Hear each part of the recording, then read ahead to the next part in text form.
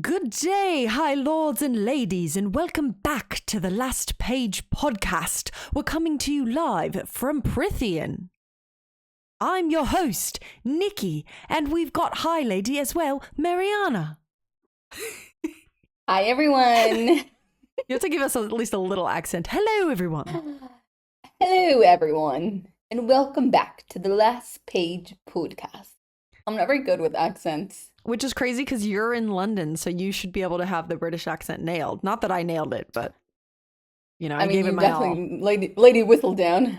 That was maybe what my inspiration was. It was feeling a bit Lady Whistledown. Guys, oh my gosh, hey, welcome to our bonus episode. If you clicked on this, obviously, you're one of us. And by that, I mean a fae, as you can see, our pointed ears and as beauty. You can see. Our beautiful smiles, our radiance, our, insane proportions, and our ears. Thank you for joining us. If this is your first time listening to the Last Page podcast, welcome. I'm very excited that you're here. I want you to lower your expectations right now. We are here to have a fun, girly time to chat about all things ACOTAR. And we are starting a new series in honor of the book coming out in late October, the 6th book, obviously. And we're going to be taking you guys through a full ACOTAR recap.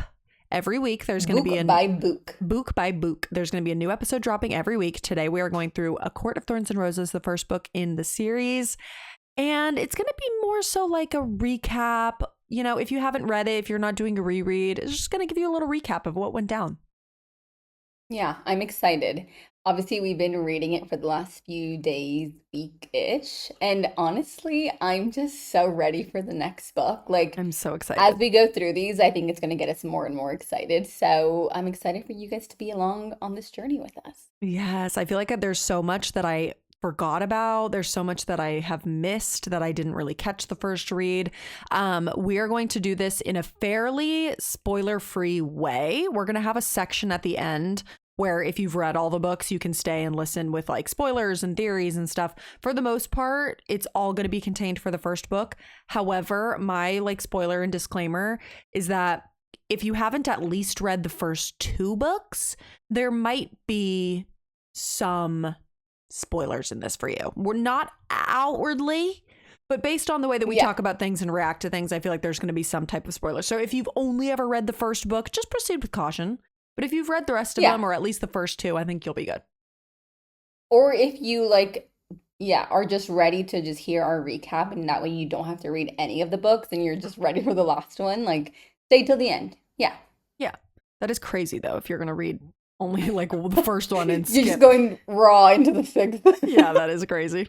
Also, I guess my disclaimer as someone who has read all 3 series, Mariana's currently working her way through Crescent City, but has not yet read Throne of Glass. Of course, she had to say that. Of course. Yeah.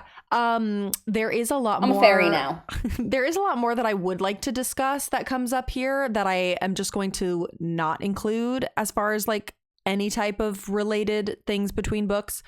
There's one thing that I put somewhat in the spoiler section that's not really a spoiler, but anything else might be a little spoilery. So just know, me and you and I, if we've read all the series, I'm there with you. Mariana. So is the spoiler also for me? Well, yeah. Did I close my fairy ears? Well, no, the spoiler that I put in here is nothing crazy.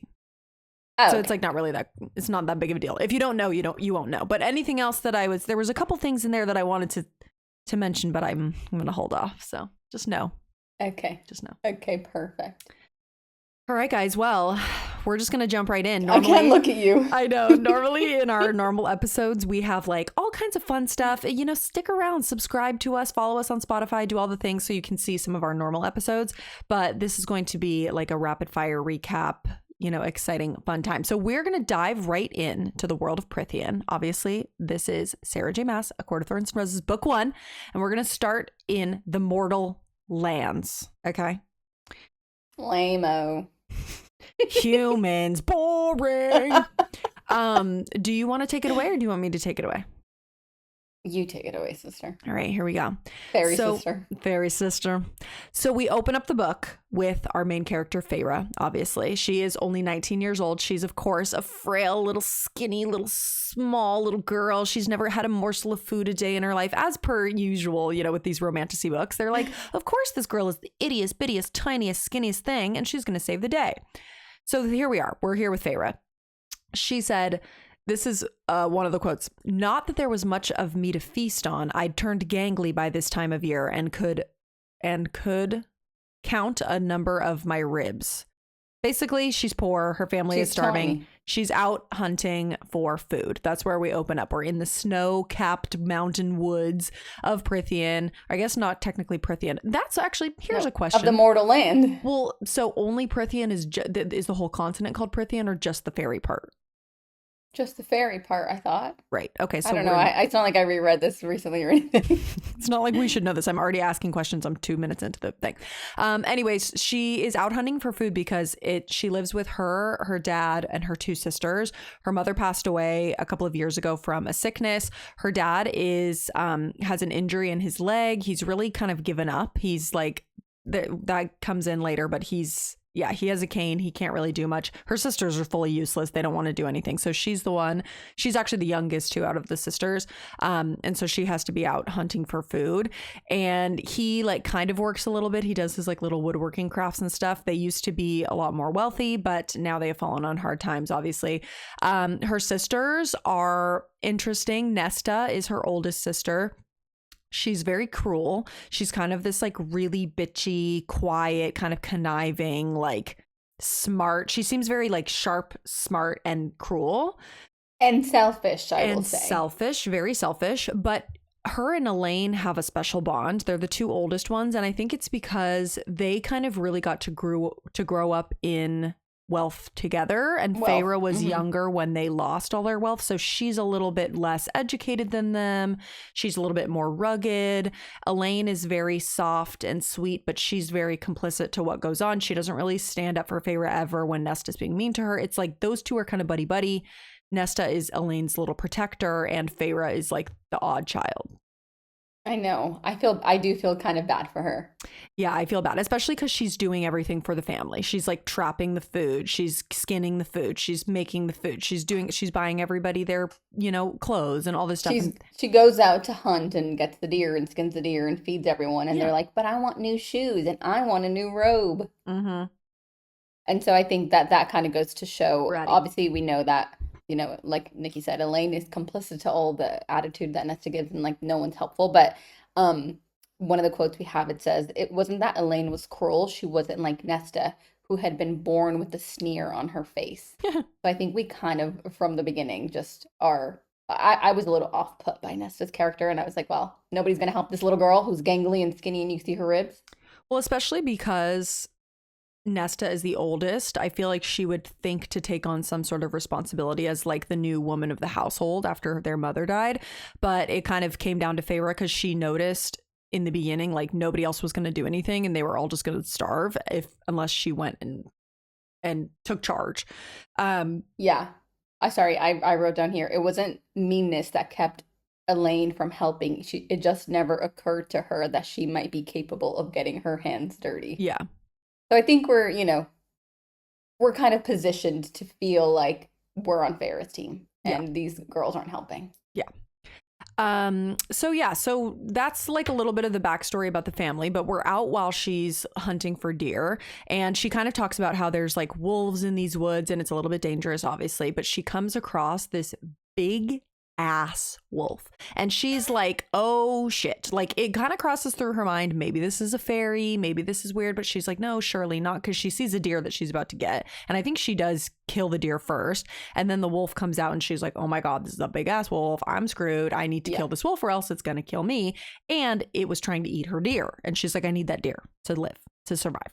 Oh dear, I need deer. Oh dear, she says, oh dear. So the wolf, she wasn't necessarily trying to kill, but one of the quotes here is, the wolf merely looked at me. He looked with a sort of awareness and surprise. He didn't try to dodge the arrow as it went clean through his wide yellow eye. So it was kind of odd because she was noticing, maybe this wolf is something's a little different here. Something's a little bit bigger about him. Something's a little bit sentient about him. But she didn't really want to think too much into it because obviously like she didn't want it to deal with fairies. So she just kills the wolf, skins it, she takes the deer and she takes the wolf pelt back to her home. Everybody's like, where the hell did you get this? Her father's like, where did you get this? And she's like, I'm literally trying to feed this family that you are not.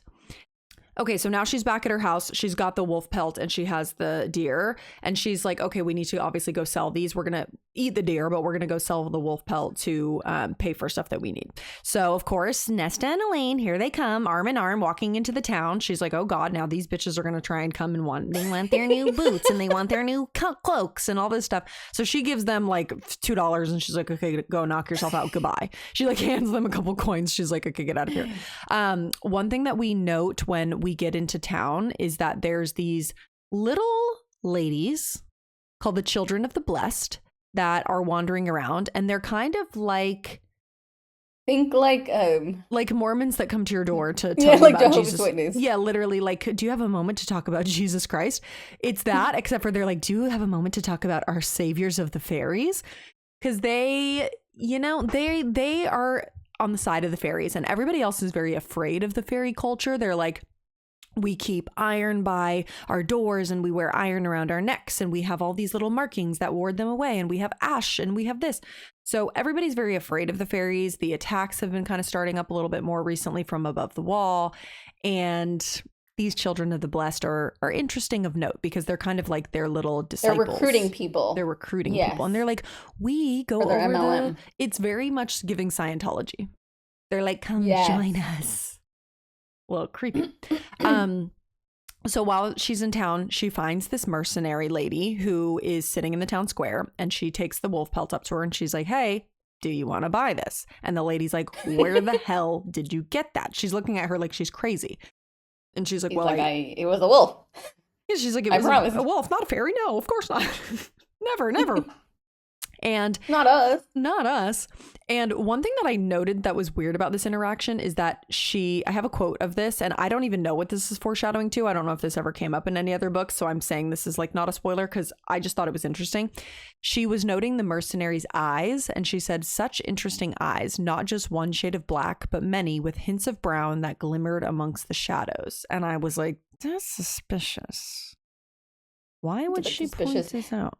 My theory, maybe. Well, I kind of thought that she was a fairy when I first read it. But she was like glamoring herself to not have ears or something? Yeah. Like she was just, you know, at peace with the humans and wanted to be with the humans versus the fairies. And so she was just like there. Yeah. That's why she knew so much and like warned her. Yeah, something about her wasn't right. So I'm kind of curious who she was.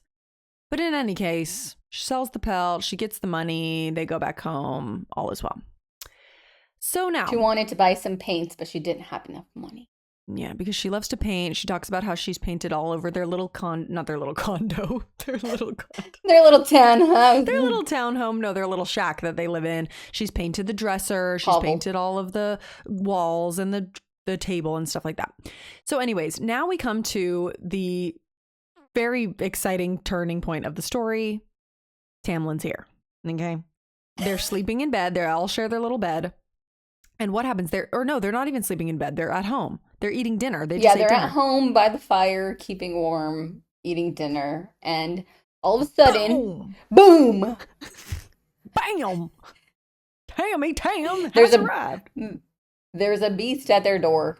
And by door, I mean the door is gone. And he has entered unannounced. He's not welcome here. He said, he's fuck not your welcome. Little fairy markings. She's like, we had little markings in the door and we had little iron by the door. He's like, bitch, that does not work. He's stupid. Yeah. Literally stupid. He goes, who the heck in here killed my friend? The wolf in sheep's clothing. And everybody's like, she's like, yeah, maybe they'll try and pretend it wasn't me. No, they're ratting her out immediately. Her dad did kind of try to be like, I did it. Yeah, me. And she's like, no. Nesta's like, it was Faerie. Yeah. She did. She'd do it again. Not even going to try to help her. It was also interesting the way that they were describing who obviously we come to know as Tamlin, but he was like, had a feline body, had horns, like these big curling horns. He had more of like a sort of like wolfish type face, big claws. So it was very much like this big, unearthly beast that is bursting into their home. And he is explaining like, this is part of the treaty, like a life for a life. You're done. Like you're out. I'm taking you back home. You're coming with me. You're coming with me. And so what does he do? He's like, who did this? The dad obviously tries to step in. Feyre's like, no, it was me, whatever. She's telling them, she's like, okay, guys, I'm packing up my stuff. I gotta go. I'm going with him. He's stalking outside. He's like, okay, hurry up. We're leaving right now. And she's basically like, take care of each other. I'm out. Take care of each other. These are the rations. This is where I keep my hunting stuff. This is where you should go. Like literally instructions for her being away on holiday. Like this is how you survive, guys, because I've been keeping you alive this whole time. Yeah. And she had made a promise. I think why she was so serious about taking care of them is because she made a promise to her mom when her mom was dying that she was going to take care of the family. Because her mom was like... Casually the youngest daughter. Yeah, of course. Who the mom wasn't even nice to anyway. It sounds like she didn't even like her either. So I don't know why they put this all on Feyre. It's because she's the only capable one, I guess, because Nesta is lazy and mean and Elaine is dumb. So there you go. So... Beautiful family. Yeah, beautiful family. So now... very Beauty and the Beast of them. This is why I always tell people when they're about to read this, I'm like, it's very much Beauty and the Beast, because the Beast comes and steals her away and takes her back to his castle. So now they are on horses, or well, she's on a horse. They go across the wall into Prythian. She gets like put to sleep. I think she always talks about how there's this like coppery tang in the air. She smells the magic and she's put to sleep, wakes up, and now we are in the Spring Court. Was there anything else that happened in that timeline before she gets there? I don't remember. I think that was it. No, she's like asleep and then she wakes up.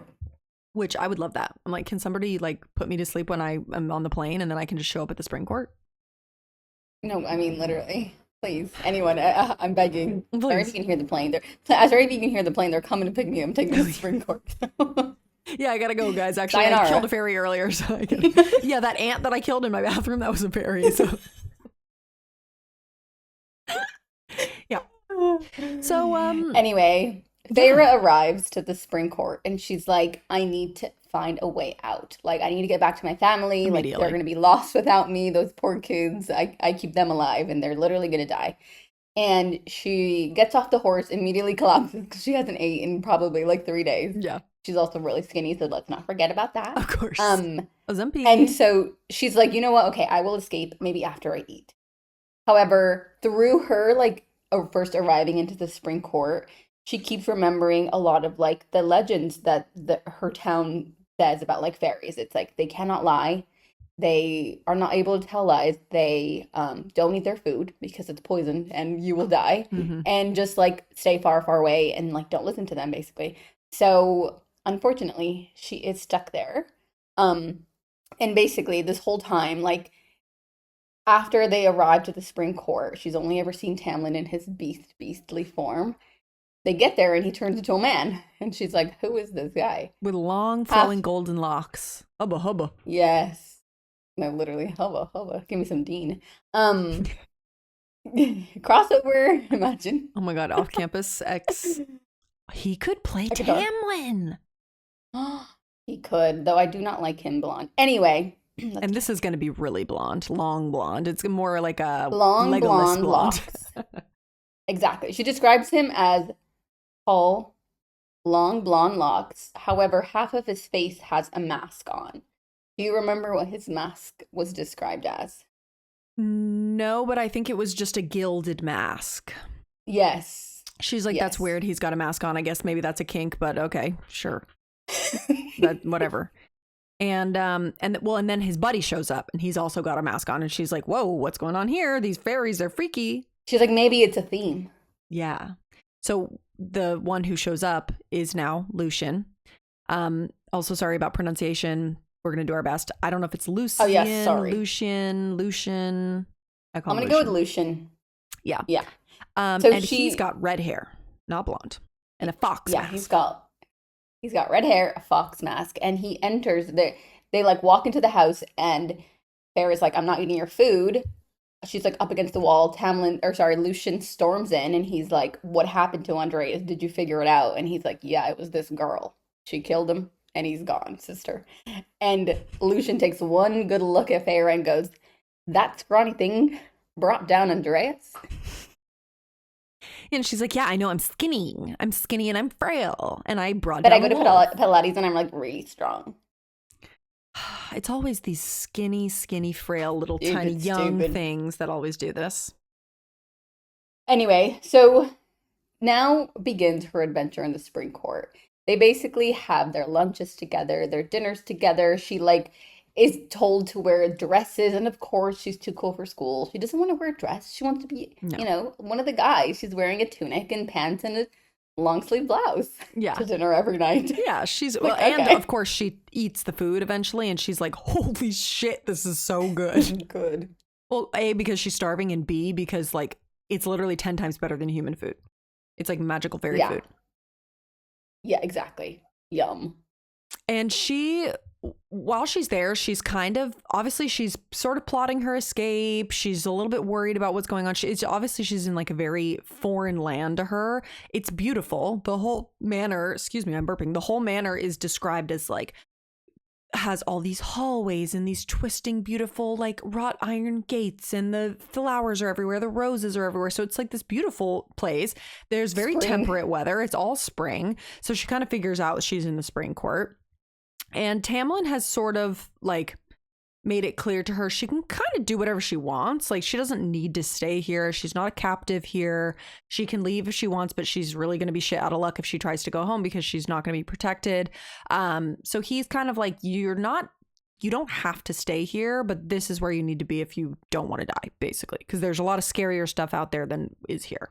So at this point, again, she really wants to kind of be out and about and explore. She wants to go. She's trying to gather information. She's like taking and explore. She wants to go explore. An adventure. Yeah, she wants to go on a little adventure. So she's trying to come with me to explore. Hi guys, this morning we're gonna go fight the bog. No, she really wants to figure out how she's gonna get home. She wants to get somebody on her side. So she's like, okay, I'm gonna commandeer Lucian and get him on my side. So she goes down to the stables. He's like Tamlin's emissary, so he's always out and about on rides and stuff. So she saddles up a horse. He comes, like she goes with him, and he's like, yeah, okay, you can come, sure, whatever. So immediately she's trying to get information out of him. He's kind of starting to be like, I know what your angle is. Like she's starting to learn slowly about the blight on the lands. This is when she's starting to gather information, and she knows that there's like something off. It's not just all hunky-dory in Prithian, and he's barely starting to breadcrumb some information to her. While they're out on this ride, there's this like scary, he immediately is like, don't look, just look forward. If you hear anything, don't say anything, don't pay attention to it. It's kind terrifying. Dude, it reminded me of people who live in the Appalachian Mountains. I knew you were going to say that. Yes, yeah. And how it's like, if you hear like a baby crying in the woods, you don't go, you don't acknowledge it. The ears gotta come. I know, my ears are starting to itch. And anyways, long story short, it was the bog, and it was like this big scary thing. They had to stay away from it. It was like, look over here, look over here. It was like saying all these things, and literally like in your ear. I could feel it as I was reading, like behind me. Oh my God, I hate that. Or it's like when you're in it. It's like when you're in a maze, like Halloween and stuff, and like you can just feel the presence of evil. So that's where spooky. It starts for her. Yes. So now she's kind of realizing like, oh shit, maybe I'm not going to survive out here in these woods on my own if I try and make it home. Anyways, so now they go back home. Tamlin is away I think he leaves for like a night or two off to hunt this bog, because obviously he's like the big bad savior and he's the one who can handle it. So he goes away. So in the nighttime, Feyre's like pacing around her room. She can't sleep. She looks out her window, and who the fuck does she see? Papa. Her papa. Papa Archeron is outside, and he's like, let's go. He's like motioning her down, and she's like, holy shit, my dad came to save me. I can't believe it. He's like hobbling up out of the woods. She's like, oh my God, it's happening. So of course she's freaking out. She's gathering her things. She's trying to like get down there and go. She hops down, and who comes to find her? Alice? Tamlin. Okay, right. He's back now. And he's like, you stupid freaking idiot. That's not your dad. She's like, my dad's here. I gotta go. Yeah. And he's like, how about you look again, sweetheart? How about you take a good look? And then it starts turning. Of course, it's her dad. Well, it's like in Harry Potter. Like a mirage. Yeah, where it's like the, what's the creature in Harry Potter? The one in class, in the dark arts class, where it like turns into like a spider. Oh, yes. You know, or like a clown or like a Dementor or whatever. Yes. Isn't it a... You know it. Anyways, I know what you mean. It starts transforming into different things. It like turns into an ash arrow for a second. It turns into like her family for a second. He's like, yeah, this is not a real thing. So you're done. He's like, this is evil, and if you go, he will kill you slowly and slowly and slowly, and you will be dead. Because it's the type of monster that shows you what you want, and it lures you into a dark cave and murders you. Yeah. Then she's like, oh my God, I'm a fool. First of all, also, my dad was never going to come for me. I know, it was kind of sad, honestly. She was like, why? I don't even know why I thought that anybody would show up, because like, of course they wouldn't. Like, nobody's coming after me. Unfortunately for her, that is true. Kind of. Easter egg for later in this episode. Somebody was trying to come after her. They didn't quite make it as far as Papa. Or fake Papa, I was just saying. Like what? Made it all the way. But yeah, basically, he was not going to be there to help him. I'm not sure if this is when this happened or if it was at a later section in the book, but Tamlin comes back home after being out and he's injured, and she like kind of takes care of him. She like helps him wrap up his hand or whatever. And this is sort of when they're starting to have little inklings of like, you know, maybe not, maybe I'm going to be nice, maybe not. Okay, so another big portion of this is when she's exploring the manor, she finds this big mural that kind of introduces us to the entire story of Prythian and like how the whole continent and everything was born. And I tried to write some like bullet notes of this because it all starts with the cauldron. And you hear this a lot throughout the book, like cauldron save me, cauldron blessed or whatever. Cauldron is like their big bang. Cauldron is like their god. Like this is the catalyst. Oh, the ears are going back on. This is I for the cauldron. I must. Yeah, so you can hear me because I'm cauldron blessed. You are, of course, you're cauldron blessed. So basically, here's what it says: the cauldron is being held by a glowing, slender female in a starry night, and it's pouring out this effervescent liquid. And it has like little small symbols in there, which I was kind of saying like maybe this is some kind of ancient fairy language. Like that was something I noted, and I'll talk about this later. There was little symbols and little like words pouring out and like forming the world on the map. And the map is kind of taking us across like how everything, you know, spanning centuries, how this was born. So it kind of shows the other continents, because obviously there's Prythian, there's like Highburn we learn, and then there's other continents around. There's no sign of the humans at this point. It's like all fairy lands. And then we move on to the next panel, and that's when we see the war between the humans and the fairies, because obviously that's how the wall came to be. That's how they got divided, because they used to live in somewhat of a peaceful harmony-ish. And then there was a war and an uprising and a rebellion because the humans were slaves, blah, blah, blah. Now there's a big war. So then the final panel shows the world after the war, which shows the fairy realms are quite a bit reduced.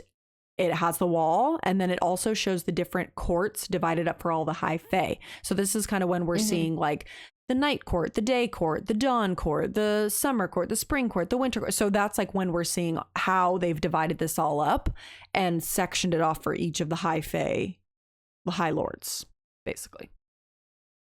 So that was kind of a good backstory into how Prythian gets formed. Obviously, we learn a lot more about this later, but it's just kind of like, okay, the cauldron is the catalyst of it all. It's like something to note. Yeah, and I think one thing that Faerie also sees on the map is that like the human realm was a little bit irrelevant. I think she says it was just like a smear on the map. Oh yeah, the map, they didn't even care about it.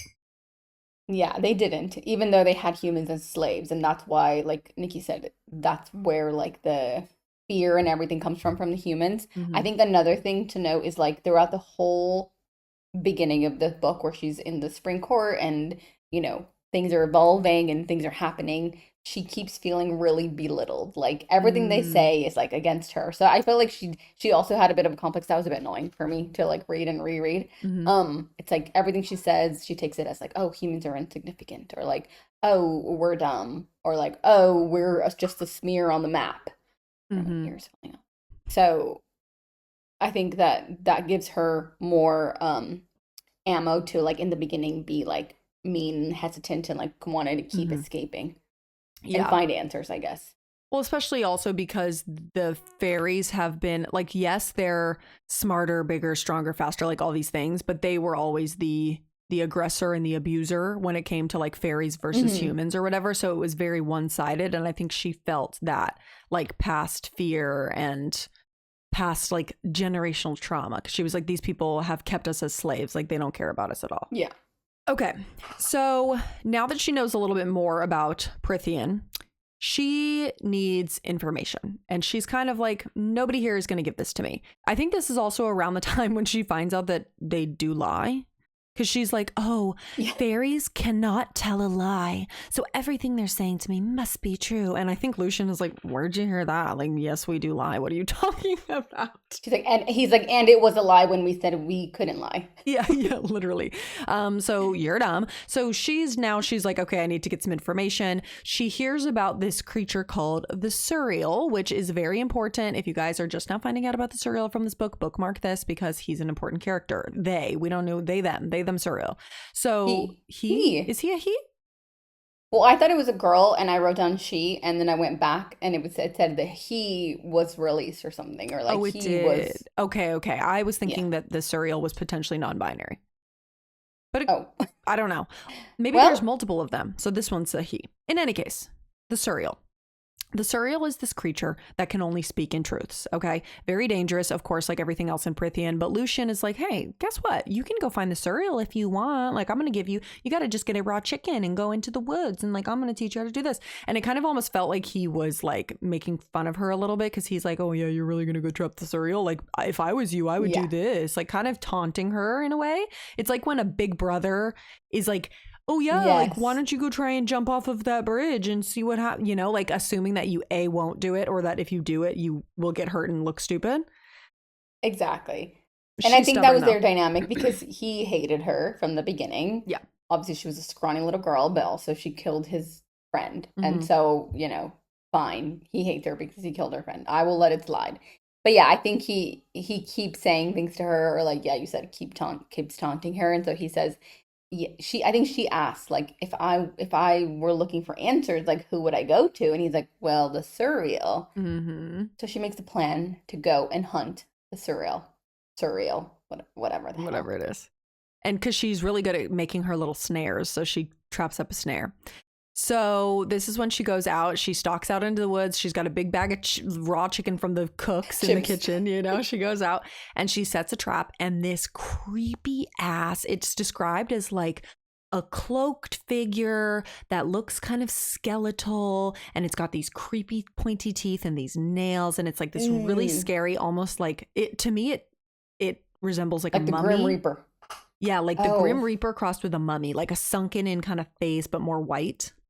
Terrifying. With like big hollows for eyes. Anyways, she traps this thing. It's screeching and screaming, of course, because it's trapped in the snare. And she is chatting with it a little bit about, hey, I've got some questions. So one thing that it says that I thought was an interesting thing to note is, I am older than the High Lords, older than Prythian, older than the bones of this world. So this is like a very ancient creature, which is a little bit spooky because I'm like, well, where did you come from then? Just a little. So that's one thing I also kind of, as we're reading through the series, that I want to keep notes of is when people, because I feel like this comes up a lot where it's like, oh, I'm older than this world. And to me, I'm like, well, you must be coming from somewhere. And I would like to know where. Bookmark that. Because I don't actually know the answer. So there you go. If somebody has... I don't know the answer either, but I have theories now, which we can discuss later. I would love to discuss that later. I have theories as well. So anyways, basically she's asking him questions now. I forget exactly what she's kind of inquiring. He's not really giving her too much info. He like is, but he's not. He's speaking in riddles. He's like a troll under the bridge. No, he literally is. He's literally a troll. Literally. So basically, now that she's tracked the Surreal, her first question is, as we all knew, how can I go home? Like, is there really no way for me to go back to my family? And he basically says, no, sweetie pie, like there is no way. And if you go back, you're going to be doomed and everyone's going to die. So she's like, okay. And then she starts asking him a bunch of other questions. Yeah, she's just trying to figure out, like, first of all, he drops the bomb that Tamlin is the High Lord of the Spring Court. And she's like, you've got to be fucking kidding me. Like, what do you mean? Which also I'm like, like, duh, come on. He's also sort of like mentioning to her about the masks and stuff, because she's like, oh, well, are you not from this court then? You don't have a mask. And he's like telling her a little bit about the courts and stuff. Also, I want to point out his little click clicks of his nails. So creepy. He's like, yes, and I do this. And he's clicking his nails. But she also is trying to figure out like where the blight came from. And he is talking a little bit about Hybern. Oh, sorry. Actually, before this, I missed a very important part. Oh, okay. So she's asking about where the blight comes from. And he says, stay with the High Lord, human. That is all you can do. You will be safe. Do not interfere. Do not go looking for answers after today, or you will be devoured by the shadow over Prithian. He will shield you from it. So stay close to him and all will be righted. So basically, and he keeps repeating that. He's like, stay with the High Lord, you will be safe. That's like a big thing. So she's like, okay, I could do that. She's like, okay, I could do that. Turns out, absolutely, apparently not, because all she had to do, I love you. Anyway, we'll get there. But then she's asking where the blight comes from. And he starts talking a little bit about Hybern. So he's basically talking about how across the Western Sea, there's another fairy kingdom called Hybern, and they're not divided up into any sort of like courts or anything. It's just this big like high king of the territory, and humans don't exist over there. He is very anti-human. He was like leading the charge in this war amongst the humans. And he was not happy with the treaty of when the fairies and the humans kind of like made this treaty or whatever. And he was forced to sign it. He had to let go of his slaves, and he just kind of went over to this island and was like, okay, I'm going to stay here. Yeah. So it says 100 years ago, he dispatched his most trusted and loyal commanders and deadly warriors over to Prithian, and they were kind of like seen as his spies, and there was like they were like infiltrating all the courts and stuff. 5 decades ago, one of his commanders disobeyed him, the Deceiver, and that's all we get. So we know that like his people went over here, somebody betrayed him, but that's all we know. So this is like just starting to figure out what the story of the whole blight is, and this is when we get the Naga who come up. Dun, dun, dun. Lizard people. Okay, so I read the description of them again, and I am terrified. Like, they're like serpent bodies and gaping holes for head, a bunch of teeth, and arms that are just like teeth and talons and spikes, and they're like slithering through. All of a sudden, they look like lizard people. And he's like, let me go now. I gotta go. He's like, oh shit. And he says, stay with the High Lord again. He's like, stay with the High Lord, live to see everything righted. Get me out of here now. Because he's still trapped. And that's when she makes the game 10 decision. She's like, you know what? I have one arrow. Shoots the snare, releases the Cyril. He goes on his merry way. And she's stuck with the Naga. Yes. What do you call it? Naga. I said Naga, but I don't actually know what it's called. Yeah, me either. I say Naga. In any case, anyway, she has to fight these guys now. They're scary. I think she ends up killing 2 of them. She's able to take down 2 of them. But because the other thing too is that Lucian told her, like, if you scream, I'll come help you. So she lets out a scream. She lets the Surreal loose, and she's off. She's got to go because she's like, I'm waiting for Lucian to come get me. So she kills 2 of them. She gets surrounded. They're chasing her through the forest. Yeah. And she's literally like about to get killed. And then she hears in the background, Tamlin's come to save the day. Surprise! Guess who? It's Tamlin. Can I just say also, she kills them and shoots one through the face or through the mouth, and it like sprays into her mouth. Oh my god, it's kind of like when moms talk about how their babies like throw up into their mouth. Okay, that's disgusting. Anyway, I don't want anything. So Tamlin is here. He's like, I was hunting them down. These 4 veered out. I heard your scream. I saw 2 dead, and now here we are. I'm killing them for you, sweetie. Yeah. And so he saves her, and she's like, oh, thank God my savior is here. My man, my man, my man. She finds out later that Lucian did hear the scream, but he kind of hesitated, even though he said he would come help her. And it turns out that he ends up feeling pretty bad for it, because he's like, if I had not hesitated, like if Tamlin wasn't there, you would have been dead, basically.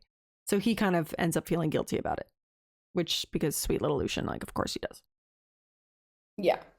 And this is when I think things start to turn a little bit sexy. Hubba. So this is, it's, of course we kind of know what's going to happen, right? We're catching glimpses. No. The way that she's like, oh, Samlin, he's a little hot. Oh, he's got this long flowing hair. Oh, I like his body. Heating of her core, as we know. Oh, of course. She's starting to kind of get the hots for him, but this is really where things start to turn. He ends up telling her that, because she's still really worried about her family. And I think he's kind of like, I don't want her to leave. So he tells her that her family was glamored, so they don't know about what happened. Yeah, like brainwashed, basically. They were told, like, in their minds, they think that Feyre went off to see some aunt in a faraway land to take care of her while she was ill or whatever. But they were also taken care of financially. So they have everything they need. They have food. They have money. They're comfortable. They're comfortable is what he said. They're comfortable. So she was like, okay, I guess they're fine. I guess I can stay here. Because also the Surreal now said stay with the High Lord. And she's like, well, shit. And like, I guess I can't leave now. And Tamlin kind of convinces her, like, your family is better off without you, basically. Like, they're safe. So she feels better about it. Yeah. And this is when she kind of has the epiphany of like, oh shit, it's like, I guess I don't have to take care of them anymore. Like, what do I do with my life? I'm 19 years old. I should have already been married, like, she's like, what do I like to do for myself? And she can't figure it out, which I think is kind of sad.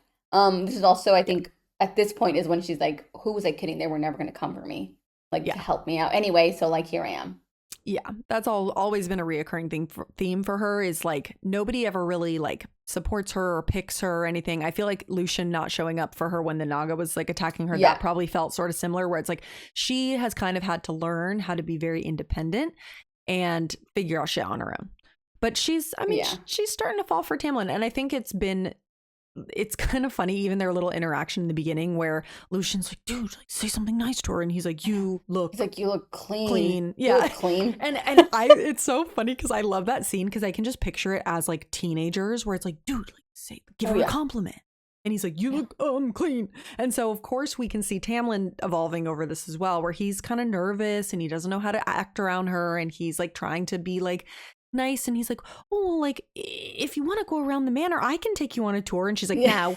She's like, no. He's like, oh, he's like, oh, I know my way around. So it's kind of like sweet because he's like trying to, show her. I know. It is sweet. And then she's like, no, I don't need a ride. I'm actually not gonna do anything all day. Goes on a ride with Lucien. Cool. He's like, and then Tamlin's like, hey, Feyre, what are you doing today? Do you want to go hunt? Lucian's unavailable, and she's like, I don't like to hunt. He's like, you've been going hunting every day with Lucien. What are you doing? That's so funny. Oh, of course, and Lucian's like the cool suave one, and he gets the girl, and Tamlin's like, fuck, dude. Like shiz. Like we said, this is kind of where we start to see things heating up between them. And it's one sad, sad night where Tamlin comes in with Lucien because there's been on and off, there's been some like mini, I don't know if I would say attacks, but just like warnings to the Spring Court. There's like a headless man, and there's a head impaled into their fence, white picket fence. And then a faerie with their wings cut off. Close my ears. Has been dropped off at the front for the story. Yeah. Has been dropped off, and Tamlin has him, and his wings are fully chopped off, bleeding out. Lucien can't handle it, throws up everywhere, runs away like a little baby. And Feyre's like, how can I help? She ends up like holding this fairy's hand while it literally is slowly dying, and it's really sad. And it's like her on one side, Tamlin on the other side. They're like looking at each other, being like, there's nothing we could do. Like, he's gonna die. And then they start like praying to their, heavens above. And I think this is like a very pivotal point in their relationship where Tamlin starts to see, okay, she killed Andreas the wolf, their fairy friend, because she had hate in her heart. But she's here holding this fairy's hand while it's dying. Mm-hmm. Like, she can't hate us that much. Like, maybe there's a chance. Yeah. And that was more so about survival. And I think she kind of ends up apologizing for it too. She's like, I didn't know. I'm sorry. And this with this fairy, she just is like, I didn't want him to be alone at the end. And she ended up like holding his hand until after he passed, and Tamlin's like, he's gone, dude. Like, you gotta be done. So this was really, and I think it also let her see Tamlin's humanity a bit, because he was really upset about it, and you could tell that he was really like sad and heartbroken over this, because this was like some young fairy who was dumped over from the Summer Court lands, I think it was, and he was just like, what's going on? So I think she was kind of like, okay, maybe he's not all that bad. Yeah, and I think she says, like, if it was me, I wouldn't want to die alone, and I would want someone to stay here and hold my hand as long as it took. Yeah. Which I think is important, and a callback to later in the book. So now that she kind of is more interested in Tamlin, she allows him to take her on a little tour of the lands. She goes with him and Lucien out and about to like look at the pretty things and, you know, go around. And they kind of like stop for a little bit, hang out, and he's like, come over here. You want to see something cool? And he takes her over to this special place, which is also something to bookmark in your mind. The pool I knew it! Starlight. You said I knew it? Yeah. No, I mean, to be fair, this is more so like it's really not a spoiler. We don't have any confirmation about this, but this is just something that's like a big theory. Yeah. Anyways, basically there's this big pond through the trees. I can just imagine how pretty this is. Like a little pond with little glens, with little bees abuzz, like little, glitters. Anyways, and she goes, that looks like a pool of starlight. And he goes, it is. And she's like, oh shit. So they go skinny dipping. Not fully. She's in her undies. So this is the description for the pool of starlight. She says, there in a clearing surrounded by towering trees lay a sparkling silver pool. Tamlin then says, it was my favorite to come here as a boy. And she says, what is it? And he says, or how did it get here? And he says, I don't know. I never asked. Interesting. That's curious. Well, this is where we also find out a little bit more about Tamlin's backstory and Lucien's backstory. So Tamlin talks about the fact that his parents were mated. So we start kind of getting introduced to the concept of mates, which he's like, yeah, this is different than being married. Like sometimes if you are mates, you do get married, but sometimes people just get married in general. The mating bond is like a primal animalistic like bond that forms between some people randomly. So his parents were mated. His father was really cruel, and same with his brothers. So he ended up joining his father's war band when he was really young and kind of didn't have any interest in inheriting the title of High Lord. He just kind of figured he was going to serve whichever of his brothers inherited the title. But it turns out that his father and brothers got killed by the High Lord of an enemy court, which is what we learn. Later, we end up finding out that it was Rhysand's father who killed them. So that's why he has all this beef with Rhysand, because his father killed Tamlin's father and brother, so now he's High Lord. Okay, so then we also learn a little bit about Lucien's backstory, which is he is from the Autumn Court. He's the son of the High Lord of the Autumn Court.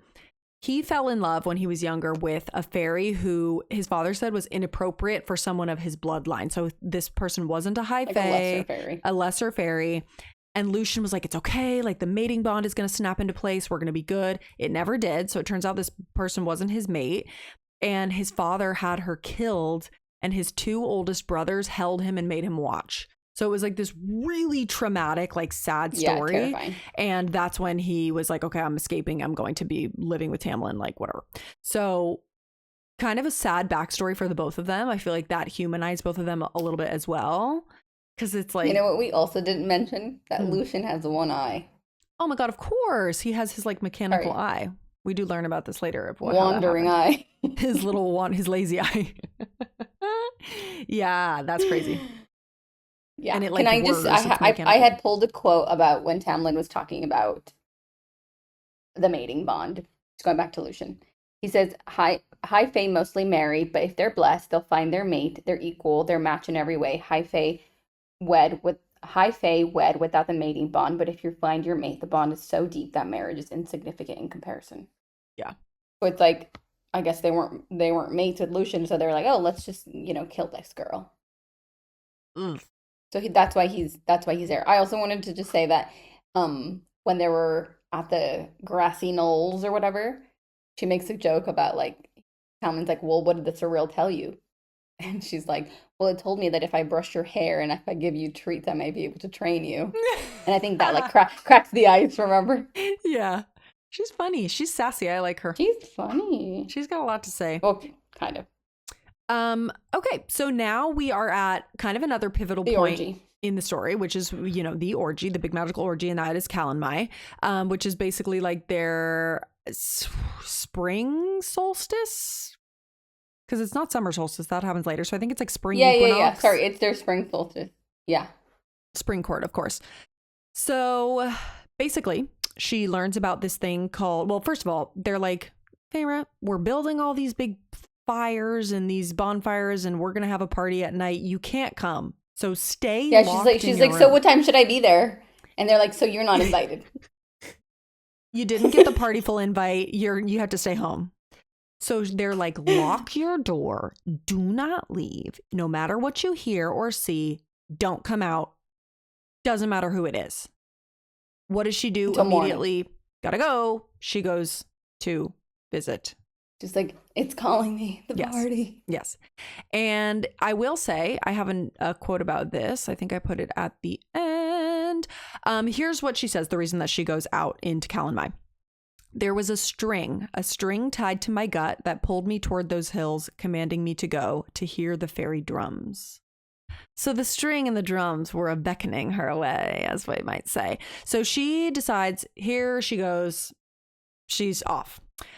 She shows up and there's all kinds of crazy shit going on. She's learning about this basically this like big magical orgy that they're doing because Tamlin needs to participate in this great rite to help replenish the magic of the land.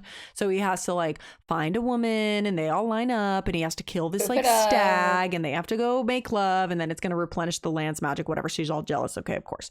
So she shows up and there's like all these dancing and singing and all this stuff going on. She's wandering around. She's like, ooh, don't drink the fairy wine. I'm going to get in trouble, blah, blah, blah. And these creepy dudes show up and they start to surround her and they're like, what's a human? What's a human doing out here? What are you doing? Yeah. Ew. I can just imagine it's like bros in the club. Like we need the modern version of this where they're swarming her at the club. They're like, hey, what do you want to do? It's like Phoebe Burman when she's like, he grinded up against me. Literally. So they're there trying to grind up against her. And all of a sudden she looks over and she sees the most beautiful man she's ever seen? Question mark? I thought that was your boyfriend Tamlin. Yeah, that's so weird. She said, oh, it's the most beautiful man I've ever seen. That's suspicious. That's crazy. Guess who it is? Well, we don't know who it is, technically. It's just a mysterious stranger. We have no idea who it is at this point. Yeah, at this point. And he says something to her, which is really weird. It's like, oh, there you've been. Or there you are. I've been looking for you. Yeah, there you are. I've been looking for you. And she's like, who the hell is this? I don't know you. And it's kind of one of those classic, like, I'm going to fake that I know you because I'm going to save you from this weird situation. Fake dating trope. Yeah, so she's like, thank God this random stranger is here because he scares off the other guys. He's like, get the hell out of here. This is my human. Goodbye. He basically says, like, okay, you're a human. Why are you really here? And she's like, oh, I'm here with my chicas. I'm here with my friends. Oh, yeah. They just went to go and get some refreshments. And he's like, okay. And she's like, well, that fully gave it away. He says, have a good night. Leaves her be. All of a sudden, she turns around and there's Lucian being like, girl, what the hell are you doing here? Uh-oh, dad's back. Babysitter. Literally. Angry.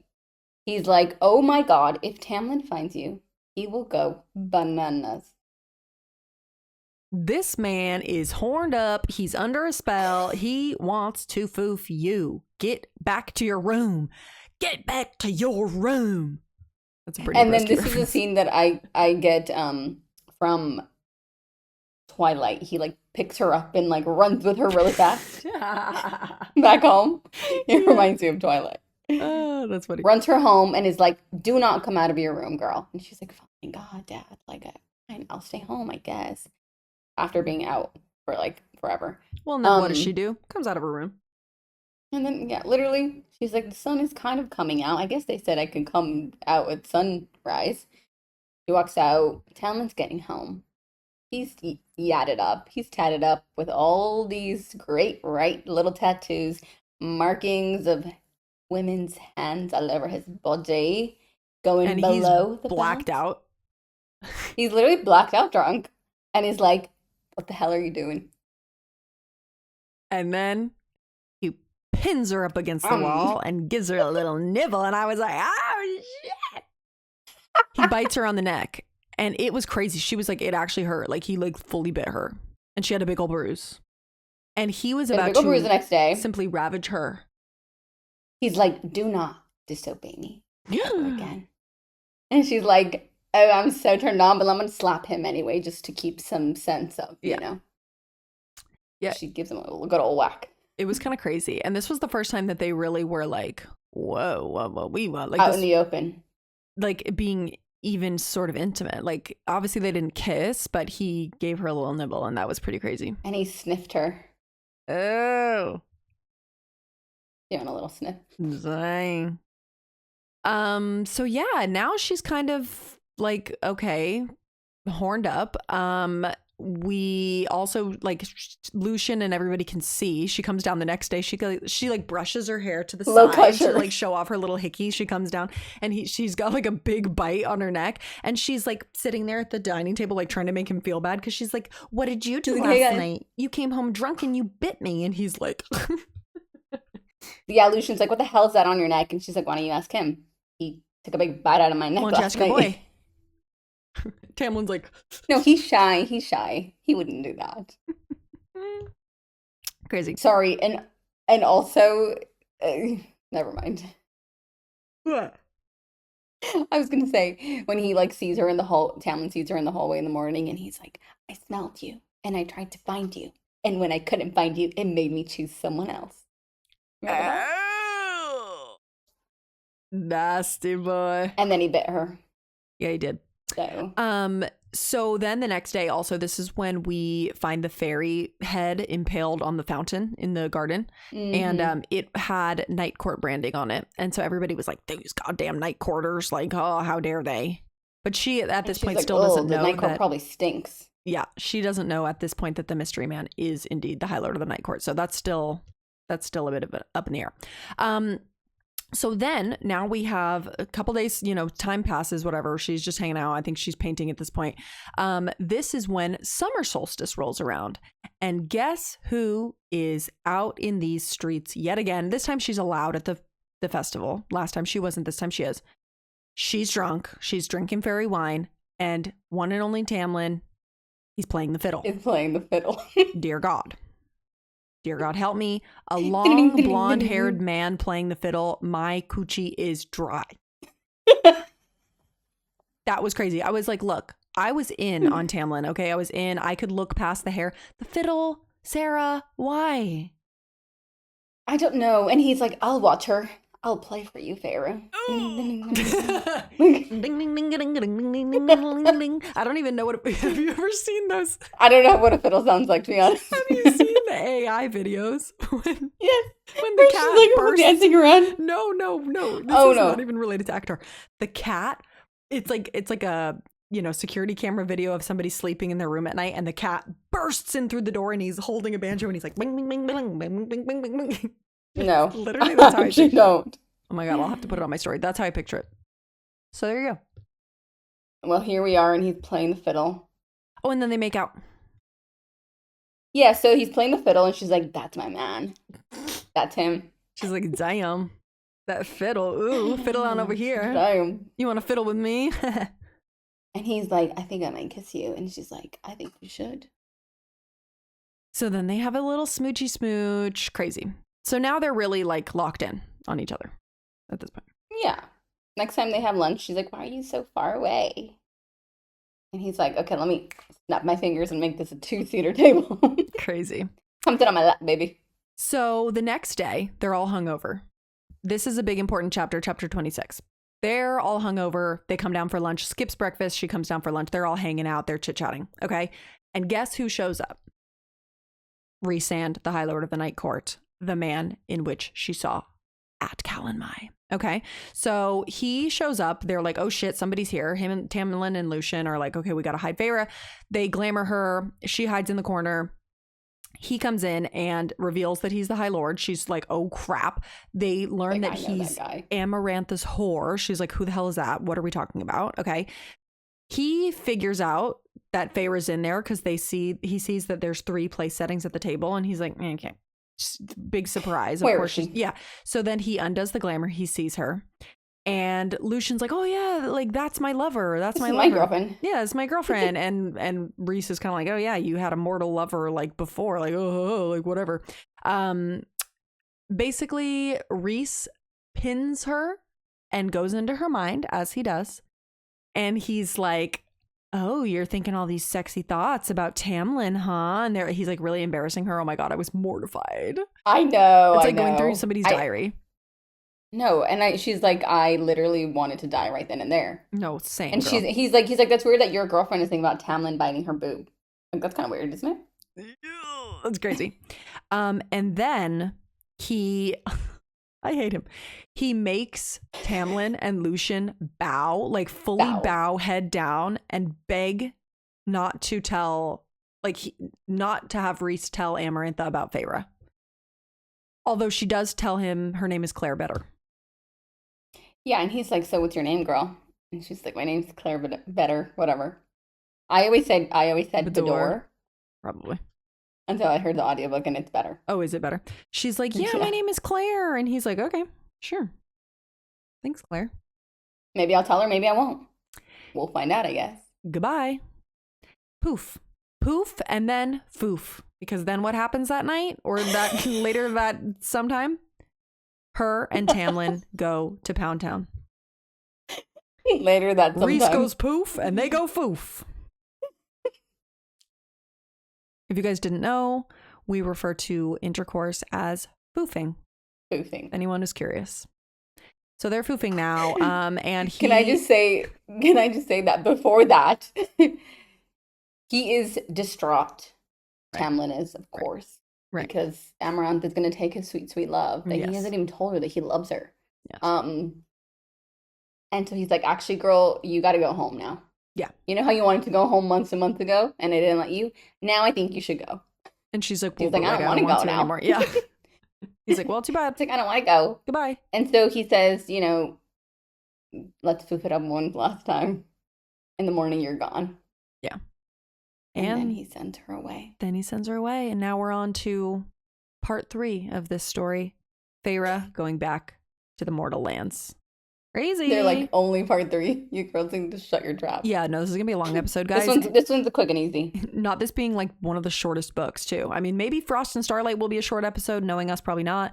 Wait until we get to Silver Flames. You will have to listen to us for 4 hours. Okay? It's shorter than the audiobook. We will have to talk for 4 hours. We're gonna it's gonna be less analysis. This is a setup book, okay? It's important. Okay, so now she's going back home. Tamlin sends her back in a horse-drawn carriage. She's got this little floofy outfit on. She's got her little gloves, her little hat, looking all prissy or whatever. And think Bridgerton. Very Bridgerton. And as she's getting into the carriage, he's like saying goodbye to her, and he says, "I love you, Faerie." Because the night before he said it, but she kind of imagined it, right? Then he says, "I love you." She says, Tamlin smiled at me one last time. "I love you," he said, and stepped away. I should say it. I should say those words, but they got stuck in my throat because of what he has to face, because he might not find me again, despite his promise. Stupid like, girl. I love you in my head, but I won't say that to you. Because you don't need to hear it. So, of course, she doesn't say it. Dumbass. And what do? They knock her out once again for the whole journey. She can't see where they're going. She gets put to sleep. She wakes up and they're back at this huge ass mansion. She's like, where the fuck are we? Okay. Turns out that her whole family is rich now. They gave her jewels. They gave them rubies. They gave them all this stuff. He was like, oh yeah, your family's comfortable. Little does she know they're literally filthy rich. She comes back and of course her family's like, I should have came home before. Yeah, you're back from taking care of old Aunt Bertha or whatever the hell her name was. Like, how is she? And Fair's like, she's dead. I don't know. She's dead. Yeah. Yeah, she died. That's why I'm back now. Yeah. So she comes back. Her sisters don't even recognize her. She's like, you guys, it's me. What the hell? I know I'm fat now because I've been eating at the spring court. She's like, who's this fatty, fat girl? No, literally. And she's like, I'm sorry, I put on a couple pounds. Literally, she's like, my breasts are now full and I have pink and life in my cheeks. I'm not a scrawny little thing anymore. I'm a supple woman. So she comes back a supple woman who has once again been ravaged by a faerie. She's feeling good. So she comes back. Elaine is very excited to see her. Nesta is not. Nesta's being bitchy as per usual. Turns out Nesta actually remembers what went down at the house, which is crazy because Tamlin had them all glamored. So Elaine doesn't know, the dad doesn't know. Nesta is the only one who remembers what happened to the house. So she's being really weird when Faerie gets back, and she like strong-willed herself out of the glamour. And one of the quotes from it was, she'd been made differently from something harder and stronger than bone and blood. So we're like, what? Like, how does she just like strong-willed herself out of it. She was like, you can't. She's like, yeah, I didn't want it and I didn't get it. So. And one thing about Nesta is she's going to do what she wants. Okay. She's a little scary. Oh, I am scared of her. You like are her a little. Okay. Yeah, okay. Remember what we said in the beginning that Nesta was the most selfish, annoying bitch ever? Yeah. That's true. But I feel like haven't we done this where it's like between me, you, and Lynn? Wow, your hair looks great. Oh, I think it was because I'm voluminous. Oh, yeah. She was a fairy. We said between me, you, and Lynn's, who's Feyre, who's Elaine, and who's Nesta. Oh, yeah, fine. I'll be Nesta, I guess. Yeah. Who am I? Feyre? I want to be Feyre. You're not Feyre. You're smart. Nesta, Feyre's a little dumb. Nesta's very smart. And Elaine is fine. I'll be Nesta. Little... Fine, I'll be Nesta. I guess if you want to give me the last book. Okay, well, in any case, the other thing we find out about Nesta is that she actually tried to go back and save Feyre. After she got taken, she tried to go to the wall. She made it all the way there. She went by herself and she couldn't figure out how to get through, so she had to go back.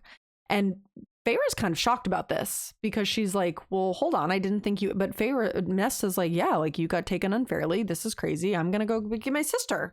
And she's kind of like, damn, okay, maybe somebody does care about me. And I was kind of like, oh... I know. However, if you recall when Tamlin burst through their door, no longer door, he said, who the heck killed his wolf? And Nesta said it was Feyre. Yeah. Yeah, but then I think maybe she felt guilty or something. Yeah. I mean, that's just me, you know? Yeah, of course. So now Feyre's kind of spilling all the tea. She's telling Nesta everything. She tells her about Tamlin. She tells her about all this stuff. And Nesta is like, all right, here's the deal. Feyre is there for a couple of months. Yeah, like a couple of weeks at least. And she has to do, all the party planning balls with Elaine. And she has to do that. It's like all this stuff that she doesn't want to do. Eventually, Nesta is like, you need to leave. Like, we'll be fine here. We're going to I'll take care of the family. Like, it's good. You got to go back and help. And our father will be fine. Our sister will be fine. The quote says, Father once told you to never come back. I'm telling you now that we can take care of ourselves. So basically it's like, okay, Feyre got to go back, see that everybody's good. Now it's time for her to go back and save and like live her life. The world and live her life. At this point also, Elaine is like, I remember everything. I'm sorry. Like, So now her family knows about it. And she tells them, at first sign of shit going down, you get the fuck out of here. Like, don't tell anyone what happened. Don't say anything. Like, you need to protect yourselves and leave. I'm going back to help. And boom, there she goes. Yeah, because I'm a human and I will save everyone. Yeah, I'm a skinny little scrawny little human who has boobies now. And now I'm ready. All I needed was titties. I'm ready. And then she starts shooting magic out of her titties. Book 2. Pew, pew, pew. A quart of boobies and butt cheeks. A quart of boobs and BBLs. Oh, the great BBL. Oh. Anyway. All right. We're on to part 4, everyone. Under the mountain. Here we go. She's riding the horse. I got to put my ears back on. Take it away, Mariana. Now we are on the part 4. She rides back to the mountain. Nikki's note says literally, Feyre rides all the way back to... Feyre rides all the way back to the spring court to save the day. She does. She gets on her horse. She rides back to the spring court. What's so funny? That's what happens. That's what happens. You're gonna lose your ear. Oh, I'm so hot. Okay. We've calmed down. Faerie rides all the way back to the spring court to save the day, and the manor is in shambles. She gets there and she's like, oh shit. Because somehow she makes it all the way back. Good for her. Okay. Yeah, good for her. Didn't die, didn't get murdered. Things are not well. You know. It's been ransacked. There's like blood everywhere. Not once did we talk about Alice. Alice was her like right. Her little like her lady's maid. Yes. Alice was her lady's maid during her time at the spring court. She was like glamored at first to be like this fat little old lady. Think of like Dorita. Is that her name? Dorinda? From Gossip Girl? Or no. Not Dorinda. Dorinda's from Cheetah Girls. Dorita. I thought it was Dorinda. Anyways, yeah. A sweet little lady's maid. She gets back. Nobody's there. She finds Alice. They get spooked, and Alice kind of tells her everything that went down because there's like Tamlin's not there, nobody's in sight, so she's freaked out. So this is pretty long. I can probably run through this. This is kind of the entire story of like what went down and how Amarantha came to be. So basically, Tamlin and Lucian, everybody was taken under the mountain by Amarantha. And this is a big mountain that she saw when she originally saw the map of Prythian back in the earlier in the book. There's this big like sacred mountain in the middle of the continent. Land. That's where they're at. They're under this mountain in Amarantha's court. She's essentially like the high queen of Prythian, and she was an emissary from Hybern. So back to what the Suriel was talking about, how there was like a betrayer or whatever who came over from Hybern. This is who Amarantha is. So basically, she originally fought in the war as the king of Hybern's most lethal general, and she was fighting against the humans and their Fae allies in the big war. She had a sister named Clythia who fell in love with this human Jurian, who was the commander of the mighty human army. So these are all very important people. So Amarantha, her sister Clythia, and Jurian was Clythia's lover, human. Okay. So turns out they actually weren't in love. He was just using her for information. So Jurian never loved her. Amarantha was like, I don't really want to kill him because my sister's going to be sad, but also like I can't convince Clythia to leave him, so she didn't really know what to do. Turns out Jurian ends up torturing and killing the sister because he was just using her for information, and he was like, I hate the fairies and like messed up. You're disposable to me. So now Amarantha is freaking pissed, obviously, because he just killed her sister. They end up fighting. And she has hated humans ever since then. Later, when we see her under the mountain, we find out that she kept his eye and his finger bone as like little tokens and totems to like keep him kind of alive so he doesn't fully die. So she wears his eye in a ring so he can still see what's going on as like his eternal punishment or whatever. So after the treaty gets formed, she ends up killing all of her human slaves rather than freeing them. She still hates humans. She ends up kind of going from court to court, charming all of the high lords. And she's like, oh, we can do all of this trade with Hybern. I'm in with him. Like we can communicate. We can make amends. Like she's trying to get them all to trust her. And she basically used the death of her sister to be like, this has changed me. Like I'm good. Like I'm on your side or whatever. So it turns out she was just amassing her power, and the king didn't know about any of this. And she eventually struck and like took charge. So the way she did this, once all of the high lords trusted her, she had this big ball in her honor, and she slipped a potion from the king's spell book into their wine and stole their powers and gained control of Prythian. So now she has a seed of everybody's power, and they're really reduced. So Alice was like, yeah, Tamlin's power that you've seen is like nothing compared to what he used to have, basically, because she took all their power. She's like, and she's like, oh shit, he must be really powerful, because he still is, obviously. So this also ties back to Tamlin, because he actually knew Amarantha before this, because his family, when he was growing up, was really tied to Hybern. His dad was this like evil man, right? And they were kind of on the side of the fairies against the humans. And so during the war, Tamlin's father often went over to Hybern, the island, and he would come, and he met Amarantha that way. Eventually, of course, Amarantha is in love with Tamlin. She gets the hots for him. He's like, no, I don't want to foof you. I don't want to be with you. Lucian goes to Amarantha to try and kind of negotiate for peace. And she's like, no, because Tamlin doesn't want to foof me. I hate you as well. You're his emissary. Goodbye. Your eye is now stolen. So she's the one who ripped out his eye. Evil bitch. So then she's like, oh, you know, I didn't mean it. I'm going to hold another ball to apologize to Lucian for ripping his eye out. Invites all the spring court. It's a masquerade party, right? She's like, oh, okay. Once everybody gets there, she's like, oh, okay. Well, we can all be peaceful if Tamlin becomes my lover. And he's like, no, you stupid. I would rather literally marry a human than touch you. I don't want to be your lover. Your sister didn't even love you. Your sister loved a human more than you stupid whore. And then what does she do? She freaking, first of all, super glues these masks to everyone's face. She's like, you guys are going to have to live in these masks so nobody can see your true beauty.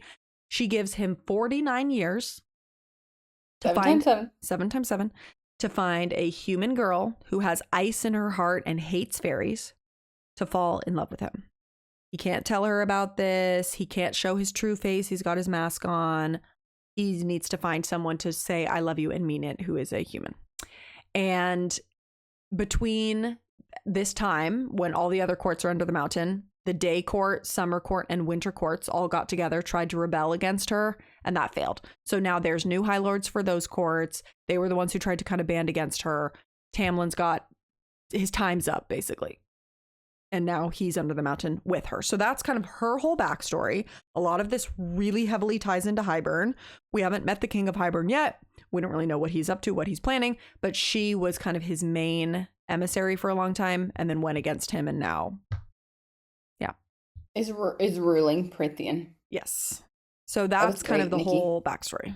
So Feyre now is like, holy effing shit, I could have saved everybody. And Alice is like, I hate you with my whole guts. Like, you literally could have. If all you had to do is say, I love you. And she's like, but I did, but I didn't want to say it. Anyway, she feels bad, and she's like, okay, I guess I'm going. I'm going to go save him. I'm going under the mountain. Alice is like, you are a worthless human. What do you think you're going to do? She ends up going anyway, and she's like, I need your help. Alice kind of helps her get some gear together. And Alice has, like, a few key, like, advice for her. First is, do not drink the wine. When you get there, don't touch anything. Don't do anything. Just get in and get out. Don't drink the wine. Do not make any bargains with anybody. And do not trust your own senses. It literally says, keep your eyes open, girl. Listen to what you hear. And she's like this. Easy. Listen to what you hear with your little ears. I mean, these are special ears of ours. She has stupid human ears. What a loser. And so what does Feyre do? Nothing that she tells her. She's like, oh, don't drink the wine. Listen to what you hear. Don't make any bargains. You get a bargain. You get a bargain. I'm like, you stupid. What's wrong with you? So you literally 2 seconds in, Amaranth is like, hey, so do you want to make a bargain? And she's like, I would love to. Yeah. I would love nothing more, actually. Dummy. So Feyre makes it under the mountain. There is a secret entrance via the spring court. She slithers her way under. Unfortunately, though, because it's pitch black in there, she's kind of like, she's dumb. She gets caught by the ACOTAR. Is that how you pronounce it?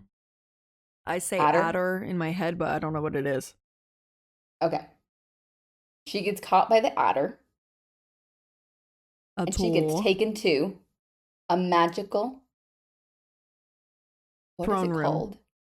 Throne room. Mm-hmm. Exactly that. She gets into the throne room.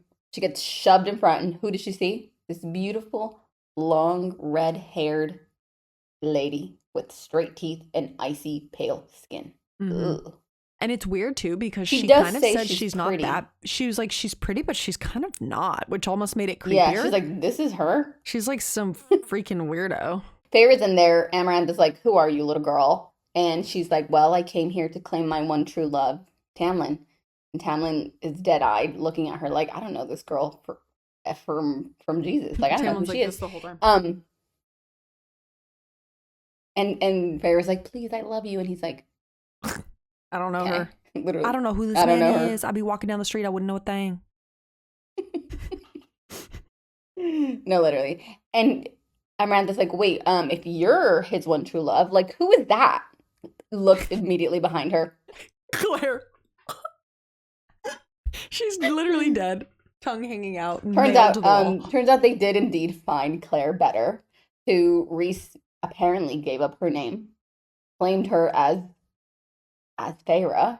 They brought her alive and well to Amaranth and was like, "This is her," and Reese was like, "Yeah, that's her. That's for sure her. That's her." And now she's dead. And so then faerie is like, "Oh my god, I did this," because when she was back home, she did indeed find out that her whole Claire Better's house was burned to the ground. And Claire was abducted. So she kind of maybe saw this coming, maybe not. But long story short, Claire's dead. She's there to save Tamlin. And Amaranth is like, "Okay, let's make a deal." And she's like, "I would love that." So Amaranth is like, "Okay, fine. You want Tamlin? All you got to do is a few things. First option you have is you complete 3 tasks that I assign to you. Once every month on the full moon, you will be giving a trial. And you complete it, you get him back. Easy. Or, if you know the answer to this riddle, everybody will immediately be freed." So, take it away, Nikki, with the riddle. Okay, here's the riddle. There are those who seek me a lifetime, but never we meet, and those I kiss, but who trample beneath ungrateful feet. At times I seem to favor the clever and the fair, but I bless all those who are brave enough to dare. By large, my ministrations are soft-handed and sweet, but scorned, I become a difficult beast to defeat. For though each of my strikes lands a powerful blow, when I kill, I do it slow. Wah, wah, wah.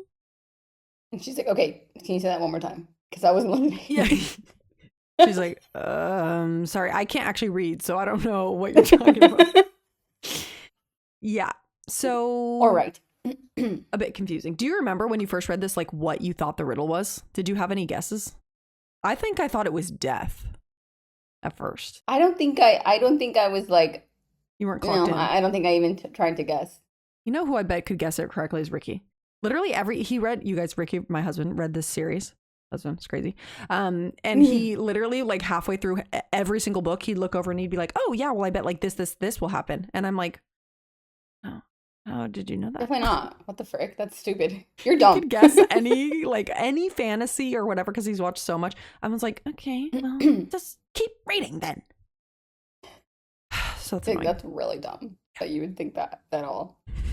So she gets told the riddle and she's like, "Easy. I will definitely know the answer to that next time my trial comes around."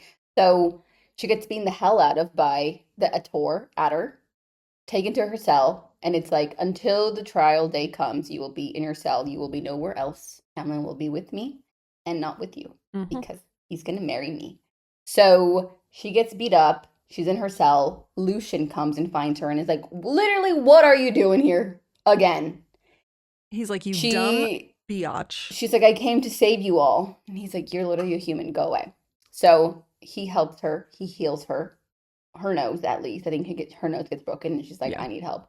He heals her, fine. I think it's because we said in the beginning, like, he kind of felt bad. And she's like, "Well, I didn't know, like, what was going to happen." So, no, that's for the other one. Sorry. Excuse me. He's just trying to help her because she's obviously injured. And he's like, "Okay, well, you need to be healed right now." Yeah. And then we dive into the trials. So, maybe you should talk about this one.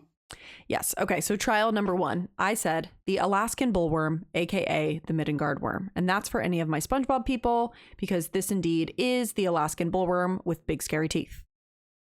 Sorry, I saw that in the notes and I was like, "Oh my god, I totally missed that."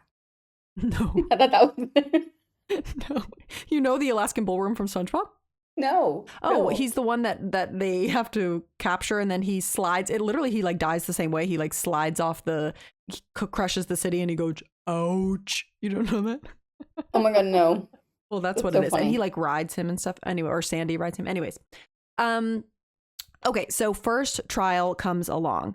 She gets put into this big scary maze filled with mud and nasty, nasty smells. And Amaranth is like, "Go ahead, bye." She's like, "Okay." This big ass fucking creepy ass worm. It's called the Midgard worm. He is there to attack. It. He, they, them. It. Okay. Once again, we don't know.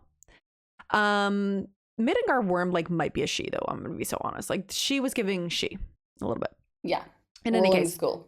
The Middengard worm leads by scent. So as Feyre is going and getting chased through this maze, she kind of slowly starts to piece together that this worm cannot see, it can only smell. So she's like, all right, she formulates a plan. She covers herself in this filthy, nasty freaking mud that's like all of the rotted, decaying corpses that it's eaten before. She finds this den or lair that's like down in a hole, and she sees all of the bones of its past meals, and and they're like big, like cattle bones and stuff. She's able to break them all off and create like a pit of spikes, essentially. Yeah. And the worm is on the other side of the arena, hiding, whatever. So now she goes back up. She climbs her way out of the pit. She goes to find the worm. She leads it to the pit of despair and launches herself, and the worm follows her and boom, gets impaled on all of the spikes and dies, and she wins.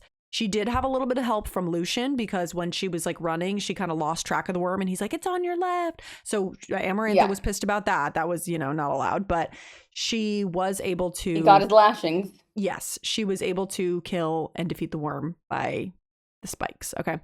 A couple things happen here. Rhysand turns out the only one who bet on her that she would win, because a lot of people were saying like, oh, she's going to die within the first 5 minutes, or in the first 10 minutes, in the first hour. He was the only person who made a bunch of money because he bet that she would win. And then she also remains fairly unscathed, but she didn't realize in all of the adrenaline that she actually got impaled, like stabbed in her arm with one of the bone pieces. So she's got this like bone embedded into her arm, and it's like a festering open wound. She can see all of like the fat and tendons and stuff in her arm. So now she's done with the first trial, but she's back in her cell, and she is not doing well. She's unwell. And she's waiting for Lucian to come save her, and he's not anywhere to be found. She's waiting. She's like, maybe it was a day, maybe it was an hour, maybe it was a week. I literally have no idea, because I think I'm slowly dying. She's like, I think this is infected. Yeah. And I'm getting a fever, and I don't feel very good, you guys. And they're giving her like moldy food and stuff, so she doesn't really have any options. I know. Going back to the trial, when I was first reading this, I was like so captivated by like her in there. I felt like I was in there with her. I was so when she was covering herself with mud. I like loved all of that, like of that trial. And when she was running and was doing the pit of spikes and like climbed out by like sticking them onto the wall, and then when she was like, I couldn't slow down at the turn, so she like put little spikes at every turn to like swing herself. That was crazy. And I loved that writing in that part of the book. It was so funny because when I first read it, it felt so long, but then it was like one chapter. Yeah, later. I was like, oh, cool. Yeah, that was thrilling. Over. Yeah, I know it was. So she's kind of slowly dying, you guys. And of course, the only person who bet on her is like going to go in and check. So he's like checks in on her in her cell. He walks in and he's like, you look like you're dying, girl. This would be like the one and only Rhysand. Oh, sorry, excuse me, Rhysand. Goes without saying, of course. He helps her by making a bargain with her, and of course she says, yes, please give me more. Like, I would love nothing more. He's like, I will heal you for, what did he say, 2 weeks every month. You come and live with me at the night court. I think it'll make Tamlin really upset, and I hate Tamlin, so like, let's just do this. You're dying anyway. Like, it's either this or you die. She's like, no, I would never do that. No. And he's like, okay, whatever you say. Starts to leave, and she's like, wait, okay, let's do it for, what did he say, a week. And he's like, 10 days or whatever. Yeah, and they settle on a week, basically. They settle on a week. And so she makes the bargain, takes his hand, looks down, and she has a big old tattoo on her hand. Eye on her palm, swirls all over her hand and her fingers all the way up to her elbow. She describes it as kind of like a glove. She's like, it could literally be like a lace glove all the way up to my I picture it as arm. This like beautiful henna tattoo with like an eye on her palm. Like that sort of style where it's like all swirly and cool. Yeah, I did too. Yeah. So now she's healed. She's feeling better. They are making her in between the big tasks and trials do these like random little tasks where she has to like clean the floor in this hallway, or she has to go pull lentils out of the fireplace. And it's all ones that she's fully set up to fail. And it is interesting because Lucian's mom, when she's doing the bucket challenge, the ALS ice butter bucket challenge, she's cleaning the hallway with like this murky, dirty, nasty water that's like never going to actually work. Lucian's mom is like, thank you for helping him. I'm going to give you clean water. And then Rhysand is the one who helps her with like the lentils in the fireplace because it's in his room. It's like this whole thing. So she's kind of getting help along the way, which is kind of nice. It's like, okay, she's not fully alone, even though they're setting her up to fail. And two, like she kind of learns a little bit more about Rhysand when she's like in his room and he like helps her. He like shows her all of the High Lords have kind of like a beast inside of them. Like obviously Tamlin is a shapeshifter and he turns into that, but we find out that Rhys has wings and like talons. So he kind of shows her that and he's like, I don't really ever fully transform or show anyone, but like this is who I could be if I turned to the dark side kind of thing. And they all have she's kind of like, she's like, okay, well, I'm terrified. And she's now kind of scared of him. And she also hates him for one, the bargain, the deal, off campus, and the tattoo that she has, because now she'll have the tattoo forever, and Tamlin will hate her because Tamlin hates Rhys. So that leads us to their deal apparently comes with like some strings, right? So there's parties under the mountain, and Rhys is like, and I think you're gonna be my date now. So he brings his two little faerie, wraiths, like little, are they? I don't know that we find that out necessarily, but they're like these two little twins, like little slender glowing little ladies who are his like minions, and they come and they give her a little makeover in her cell or in her dressing room. And they describe her makeover, her outfit, her ball gown, really, as two little sheets of paper covering her nipples. Literally. It's like a tiny little things here, and then a little loincloth that goes all the way to the floor. Her whole butt's out. Her whole legs are out. Her midsection's out. She's her boobs, side boobs, like everything. She's barely covered up. And they paint little swirls all over her. They bring Feyre to Rhys, and it's like, here you go, here's your girl. And he's like, wow, you look delicious, lady. If anyone touches you, I will know, because these markings are so that I know if like Tamlin comes to you. If there's a smudge, I will know. So just like beware. He ends up doing this for like a few parties in a row, gets her really drunk. She's like dancing for him. Lucian comes to her cell one day, the next day, and she's like hungover to the max, throwing up all day long. And she's like, how bad was it? And he's like, well, you were sitting on his lap. So how bad do you think that sounds? I don't know. You tell me. She's drunk in the club and she's like, oh, yay. He's like, let me get you the fiddle. Oh, God. Ding, ding, ding, ding, ding. Yeah.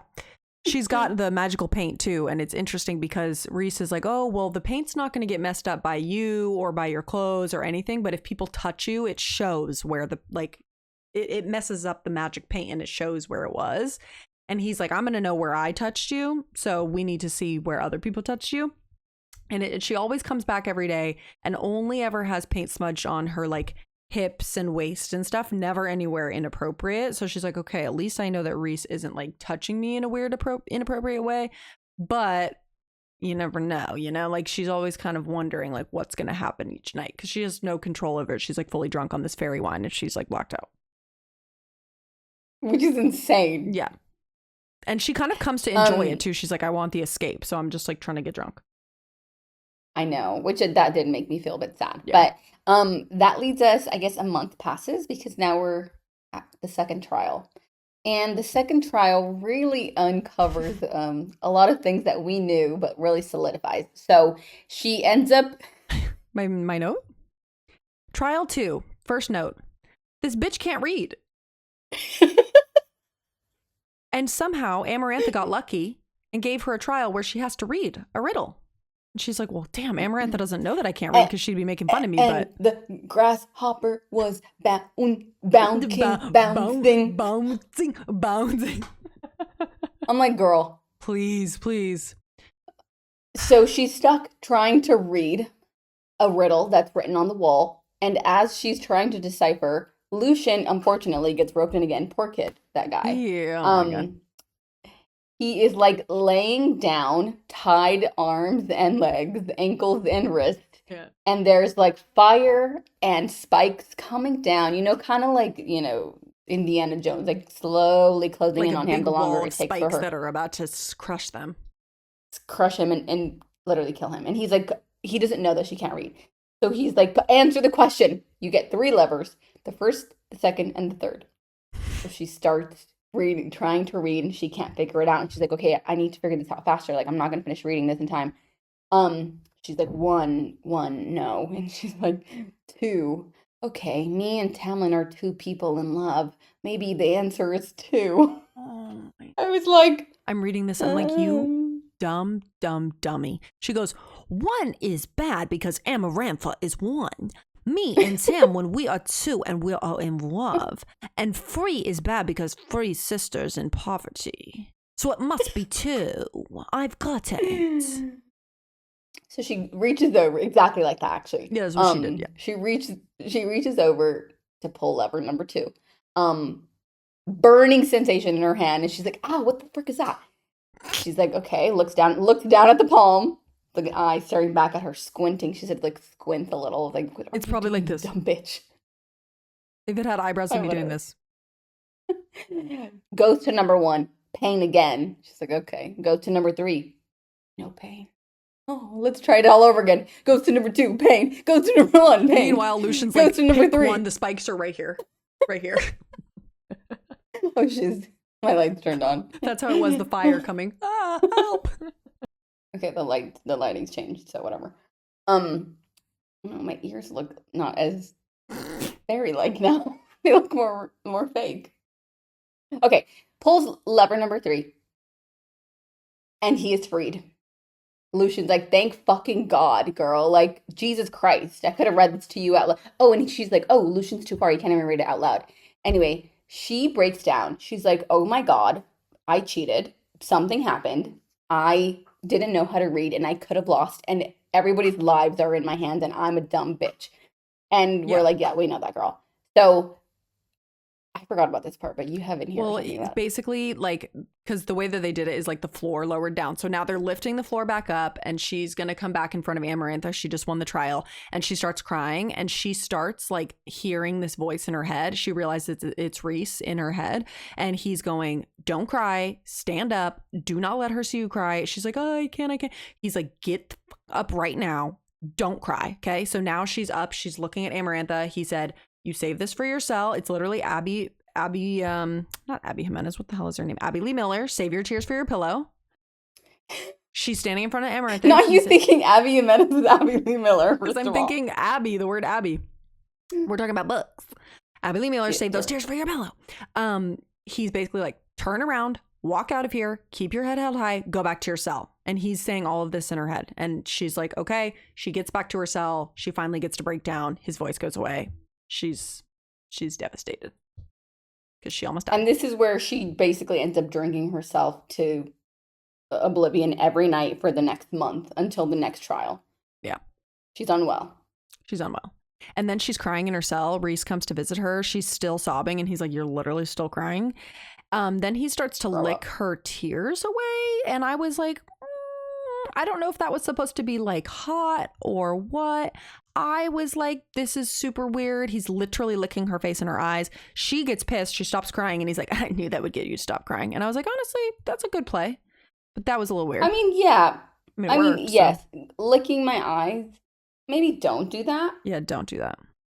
But like, you never know. So the other thing that's happening during this time is she's really devastated. Like, she was obviously beaten down before, but now she's kind of lost all hope, I feel like. And she's in her cell, like truly wanting to die at this point. She starts to hear this music. She's like, there's music coming from somewhere. Like, there used to be music that I could hear from the parties and stuff, but this is like a really beautiful, like, symphony of music.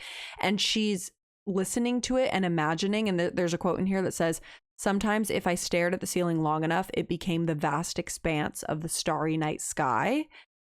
And then the other quote is, the pulse of the music was like hands that gently pushed me onward, pulling me higher, guiding me through the clouds. So she's kind of at this point, like fully going into these hallucinations, listening to this music. We don't know if the music is real, if it's in her head, what's going on, but it's kind of giving her this escape of like pulling her out of her cell into the sky, into the clouds. It's like kind of her way of being able to escape a little bit. So that's like a nice reprieve for her while she's like really depressed. Really going through it, poor thing. Really going through it. But we kind of don't know where that's coming from. Interesting. Yeah, I don't know. Don't ask me. So at this point, it's the night before her last trial. Okay. They dress her up in her regular little gowns, whatever, her no gown. I mean, she's naked basically.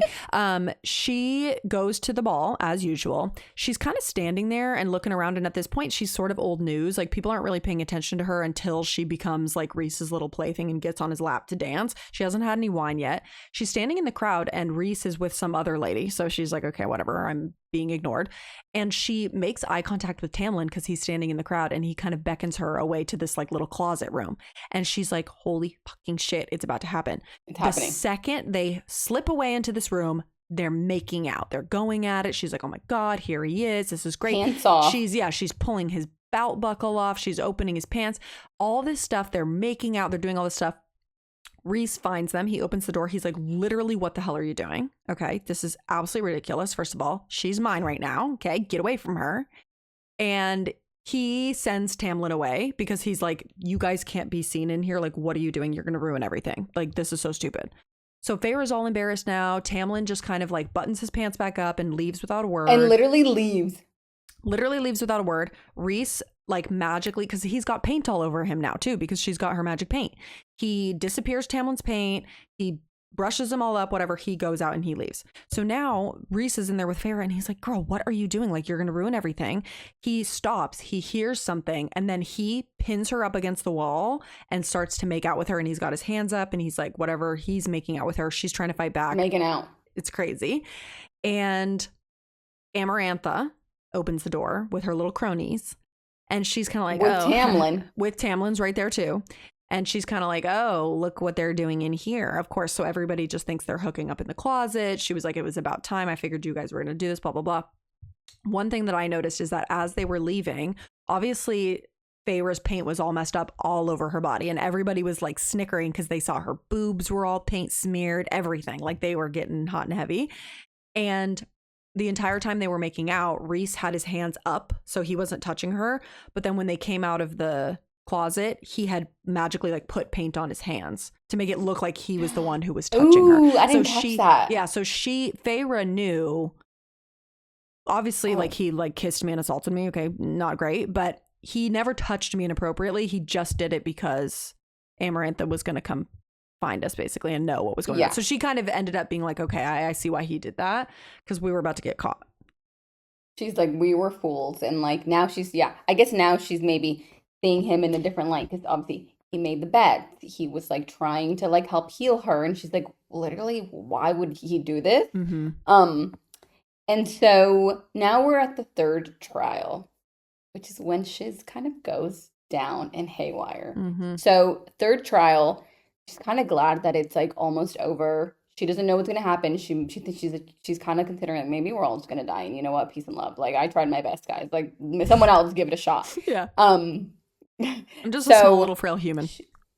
She's in the throne room. They bring in, she looks at Tamlin at the dais, however you pronounce that word. And she's like, I love you so much. This is all for us and we're going to be fine. Looks at him and he's just looking at her like, I literally don't know you, girl. Yeah. 3 fairies get brought in with bags over their heads. And Amaranthus says, so the task for you today is you got to just stab them in the heart and then everybody's free to go. To prove that you hate fairies so much or whatever. Yeah. She's like, okay, I guess I will do that. She doesn't want to do it. However, she's like, you know what? If it's for everybody, I will do it. She stabs the first one. And she's like, now I got to commit. She's devastated. She's like pleading to her, please don't. She's like literally like so unwell, does not want to do this. Stabs him right in the heart and he dies. The second is a girl.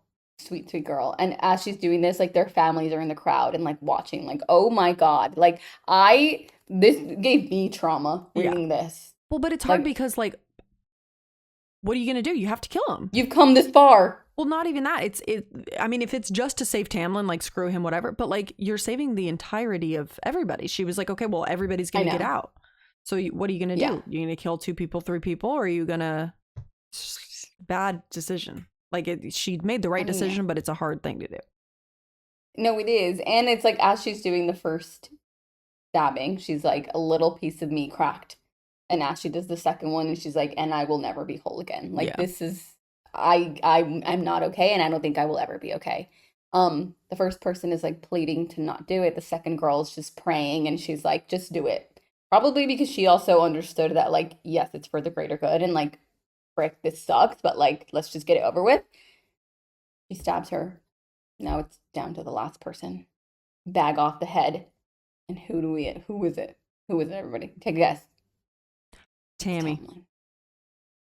Yeah, good guess. I was shaken. Shocked. The first time I read this, I go, I was like, oh my God, how are they going to get out of this one? Good twist. I know. She's looking at Tamlin, looks back at the throne, and the Tamlin that she professed her love to is actually the adder. Oh. And they're all snickering and laughing. So I think you could deliver the end of this. This was crazy. Basically, she's like, okay, I don't know what the hell I'm going to do, because at this point now, again, it's like she did this whole thing to save Tamlin, but now she's like, I'm going to have to kill Tamlin to save everybody else. What am I going to do? She's thinking to herself, okay, Alice really told me, listen, pay attention to what you hear, listen to what you hear. And she's starting to kind of, it's like, I'm thinking of this as like movie montages. It's like piecing together these things. She's realizing, obviously, they couldn't ever tell her outright about the blight and the thing and like the fate that they had, whatever, blah, blah, blah. But she was realizing that they were allowing her to overhear things. They were like, oh, when the adder came, he glamored me in the garden, but didn't hide me anywhere so she could hear the conversation. She's starting to piece these things together. And she slowly realizes that they kept talking about Tamlin's heart being made of stone. And she's like, made of stone? That's so weird. And she's like, wait a second. Whenever me and him were having a little cuddle, I could never hear his heartbeat. And she goes, oh my God, okay, I think this is going to work, because if I stab him, his heart will be made of stone, which means he's not going to die. And I was like, wait, that's crazy. So then she was like, okay, I love you. I'm going to do my best. Here goes nothing. Here goes nothing. She stabs him. It works. The heart is made of stone. Unfortunately, she's kind of like, oh, this is still an ash dagger, and Tamlin's not healing as quickly as I hoped he would, but he's alive. Okay, so whatever. So now everybody's like, she did it. She's done. We're free. All the people in the crowd are like, okay, well, like, let's get the fuck out of here. Like, Amarantha, she did it. And Amarantha's like, well, I didn't actually say when they were going to be released. I just said they would be released. So I'm going to do it. And everybody's like, oh no. People are starting to get pissed now, because they're like, hold on a second. Everybody was like pretty excited about this. They're like, ready. She won. Yeah, she won. So then Amarantha starts beating her up really, really, really bad. She's like kicking her in the ribs. She's stomping on her. Her ribs are cracking. She's twisting her around. She's making her do all these things. She's like this. Jesus. It was bad news. I know, it was really bad. Yeah, and she had dropped the daggers. Obviously, there was like a new dagger for each faerie. Rhys tries to grab one of them, tries to stab Amarantha. She throws him across the room. He's pinned up against the wall. Traitor. Crazy. So now everybody's kind of like in chaos and all of this stuff. Feyre is literally dying at this point. She's being like fully tortured by Amarantha. Tamlin's kind of like trying to get up. Bad news, right? Finally, as Amarantha is looking at Rhys, she has her back turned to Feyre. Feyre is like making eye contact. She realizes the riddle is love. Okay. She thinks about it. She goes, hold on. I figured it out. It's love. As I'm slowly dying. And I said, I know the answer. That's the dumbest thing I've ever heard, personally. Okay. I love this book. I love this series. The answer is love. And earlier in the chapter, when Amarantha is like, you haven't figured out my riddle yet? The answer is so lovely. Be fucking serious. stop now. So Feyre's like, I know the answer. It's love. It's love. And then free. Everybody, free. And then boom, she's out. She's dead. Black, light. Boom. Things shift a little bit. We're in a different POV. We are still in Feyre's mind, so we're hearing her voice in our head, but we're seeing through Rhysand's eyes now because of their little like bond that they have from the bargain. They can still see through, like we're seeing through his perspective basically because of the eye in her hand and all that. So her spine has been cracked. She's basically dead on the floor. She's twisted in a weird way. People are like, oh shit, she's out. Neck's gone. She's gone. So now everybody's masks are off because the thing has been broken. The spell has been broken because she figured out the riddle. Tamlin has his full power back and he goes absolutely ballistic. He shifts into his beast form. He rips Amarantha's throat out. She's screwed. Okay. And he runs over to Feyre, picks her up. She's limp in his arms. So then all of the High Lords slowly start coming over to him and they have this like glowing little seed of power in their hands and they're dropping it onto her body and it's like absorbing into her body. And this makes me think of Tangled when she's got the hair, you know, and she's putting the little seeds of power into you know. I've never watched Tangled really. First Princess and the Frog and now Tangled. I think I watched it one time, but maybe like I don't really remember it. Okay, well you need to watch it. That's crazy. In any case, they are all banding together and putting their power into Feyre as they do this. And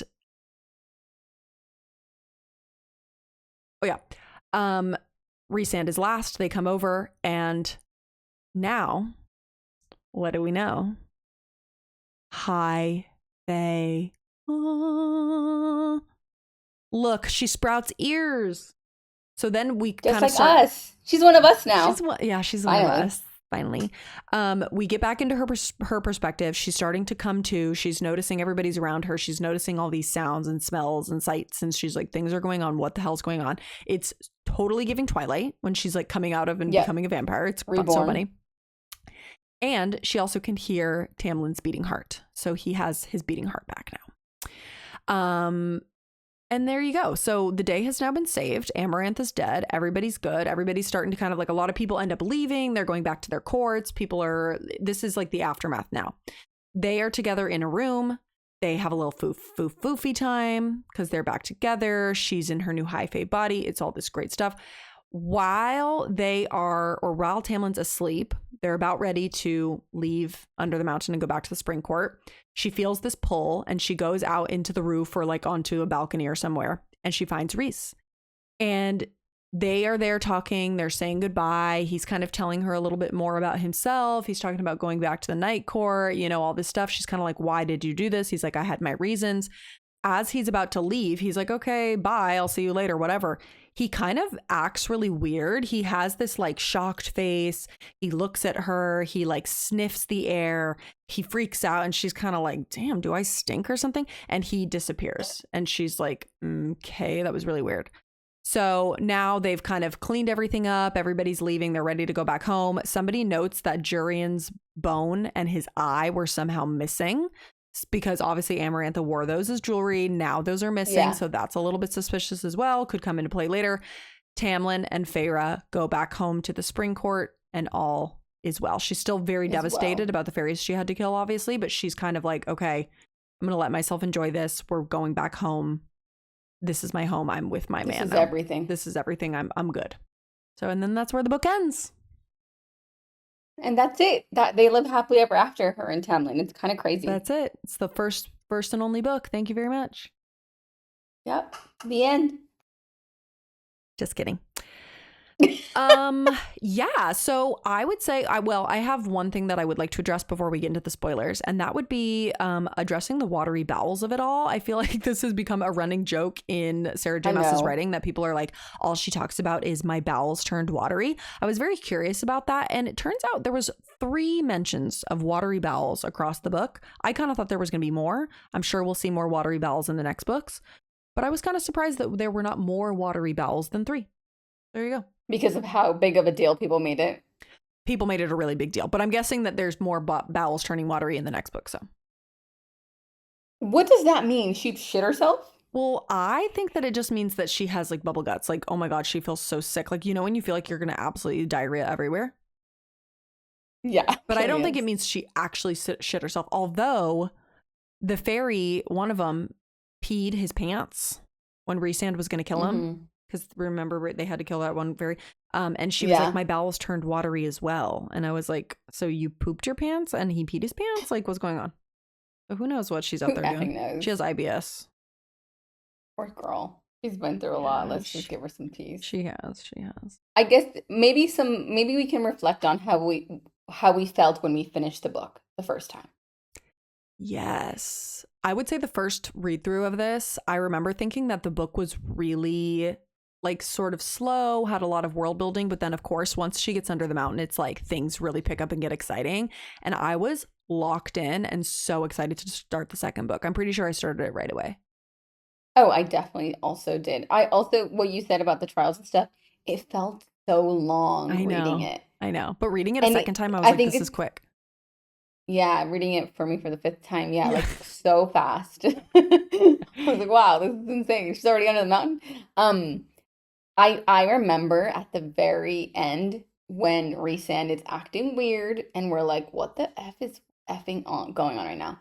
I was like, that's got to be something. And I remember talking to someone and they were like, oh my God, I didn't catch that. I didn't catch it. There's something wrong with him. Yeah.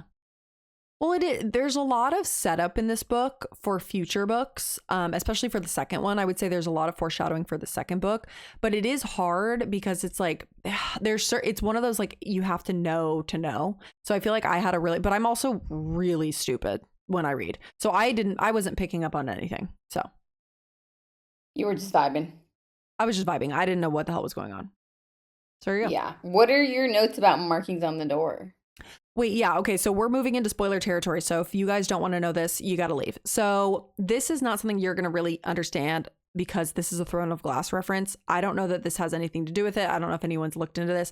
They talk about having markings, like these like ancient markings around the family door as protection, and then they also talk about when in the portrait or like the mural of the cauldron and everything, how when they're pouring out the cauldron, there's like all these symbols. There's these things called word marks in Throne of Glass, the series, which are kind of like ancient runes almost. They're used for like sort of like magic and divination and shit like that.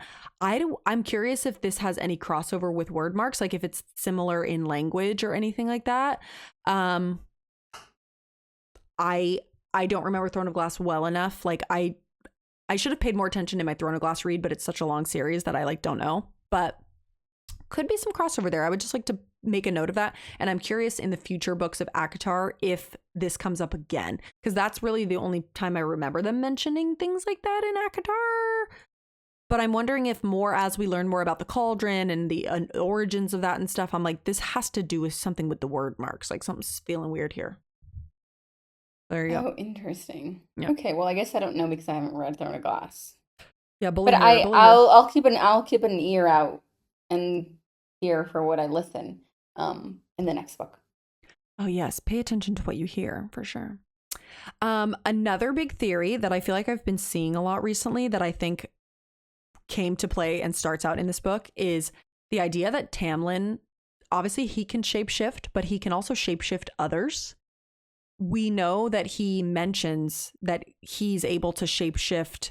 I think I had a quote in here somewhere. I can't find it, but he was able to shift him into the wolf. And later we find out in the second book when he shifts, like he can shift people into other people. So it's kind of crazy. Who? He did it with, what's her face? The high priestess. He shifts Feyre to look like her to sneak into a camp or Hybern's camp or something, remember? Oh my God, yeah. That's the third book. Right. So basically, how can we trust anything? Yeah, I know. Anybody could be anybody. You know what I mean? Because I'm like, if Tamlin can shift himself into people, if he can shift other people into other people, now what the fuck? What if people, how do we know what?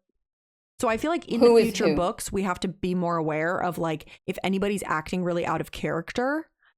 Yeah. And I kind of think, because I'm as of my first read through, and I think a lot of people agree with this, I'm suspicious about Moore. I feel like Moore has been sketchy from the beginning. The weird shit has always been happening surrounding Moore, especially when we get to Frost and Starlight, which is why I always tell people, I'm like, you can't skip this book. She's out there doing some sketchy shit. So I'm like, what if it's not actually Moore? What if it's somebody's clamored as Moore or whatever? Who knows? And Moore has been captured? Oh my God, Nikki, I'm scared. Yeah. Who knows? So this is something that I've seen floating around a lot on TikTok. It's like people are like, if Tamlin can do this, what, like, how do we trust anything? Oh my God, this is not on any of my Instagram or Reels. Okay, that's crazy. Okay, yeah, I mean, you just shifted my whole world upside down. So yeah, what else am I gonna say? Don't trust anything. Don't trust your eyes or your ears. There you go. Well, my last keep your wits about you. Yeah, literally. My last little spoiler in theory, obviously, is a lot that came up in this book where it was like really early remnants of the mating bond between her and Rhys. There was so many little things that I never obviously picked up on in the first book.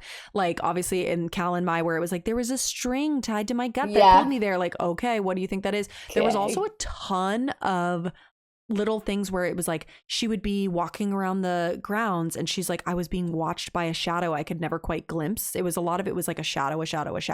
And I think partially, don't we find out later that was also partially Azriel was like watching over her? Or maybe I made that up. Like I thought that, didn't he like send Azriel to like keep over? But he's in Velaris. Right, but I thought that maybe I made that up. Maybe it was Rhys that was watching over her. I could have sworn I remember that Azriel was like helping keep watch over her or something. Well, I think it was like he's telling her it was always like foggy when she was beyond the wall, but when she came in everything was clear, so he could glimpse more of her and didn't realize, like couldn't figure out where she was. Oh yeah, because he said like she'd be in the woods or whatever. Yeah, well, and the dreams too, because she kept dreaming about Amarantha from his perspective, basically. She was like, oh, I'm being, held down and tortured by this lady with the red hair, and like I'm being in her bed, like I'm a whore, I'm this, like all this stuff. And I was like, oh my God, she's dreaming Rhys's dreams. Like she's dreaming his reality. So crazy. I love them.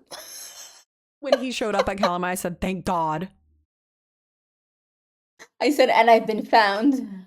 There you are. I've been looking for you. Fully like blushing. I'm like, oh my God, I love him. No, literally. I sent Mariana, you guys, I sent her a text that was a highlighted portion of the quote that said, I was Rhysand's plaything. And I said, oh, one could dream.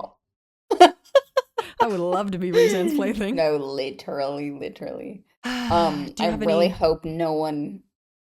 I mean, no, I think that I was able to catch on to more from the beginning. As soon as like Rhys was introduced, I was like, okay, who is this beautiful man? And I caught from the beginning her being like, the most beautiful man I'd ever seen. I'm like, girl, that is not your husband. No, I know. Also, I think, and my theory is that Lucien has such a bigger part to play. Yeah. With obviously the last book or the third book, and then just like his whole relationship with Tamlin to begin with, like the way that they interact and the way that like his family disowned him and stuff. Like, I don't know. Also, my theory with Tamlin and Rhys's sister, like that's the whole thing. And Starlight. What is the theory there again? My theory is that, click away, okay? If you don't know any of this. My theory is that Tamlin and Rhys's sister were in love. Right, because wasn't she at the Spring Court, or she wasn't? Or well, why is there starlight in the ground? Well, everybody thinks that the pool of starlight is a portal. Yeah, and I think that's why she's alive in the world of Crescent City. That's my theory. Oh. I think she's alive in the world of Crescent City because one of the characters has shadow powers. Okay. That's my theory. I guess we'll have to find out. Yeah, that was it. Yeah, this is your sign, by the way, guys. If you've read all of the ACOTAR books and you're prepping for the next ACOTAR book, I'm telling you right now, it is not optional to read Crescent. You have to read all 3 books of Crescent City before the next ACOTAR book comes out. Let this be your homework, okay? This is required reading. I'm trying. and Mariana's trying, you can read with her. Throne of Glass, I would say heavily encouraged, but not required, because I know we're getting down to the wire here. Crescent City is required. So go home and start Crescent City right now if you have not yet. Okay, fine. And I can't tell you why. Fine, I'll go just read. Know. Okay. Well, if you're probably right. We'll see. If you've made it all the way here, I'm so sorry for. Wait, I have another theory. Oh, okay. About Tamlin as a wolf, because there was like a wolf pack in the Crescent City world. Ooh, okay. But Tamlin's not a wolf. Yeah, I know, but he turned people into wolves. What if he turned what's her name into a wolf?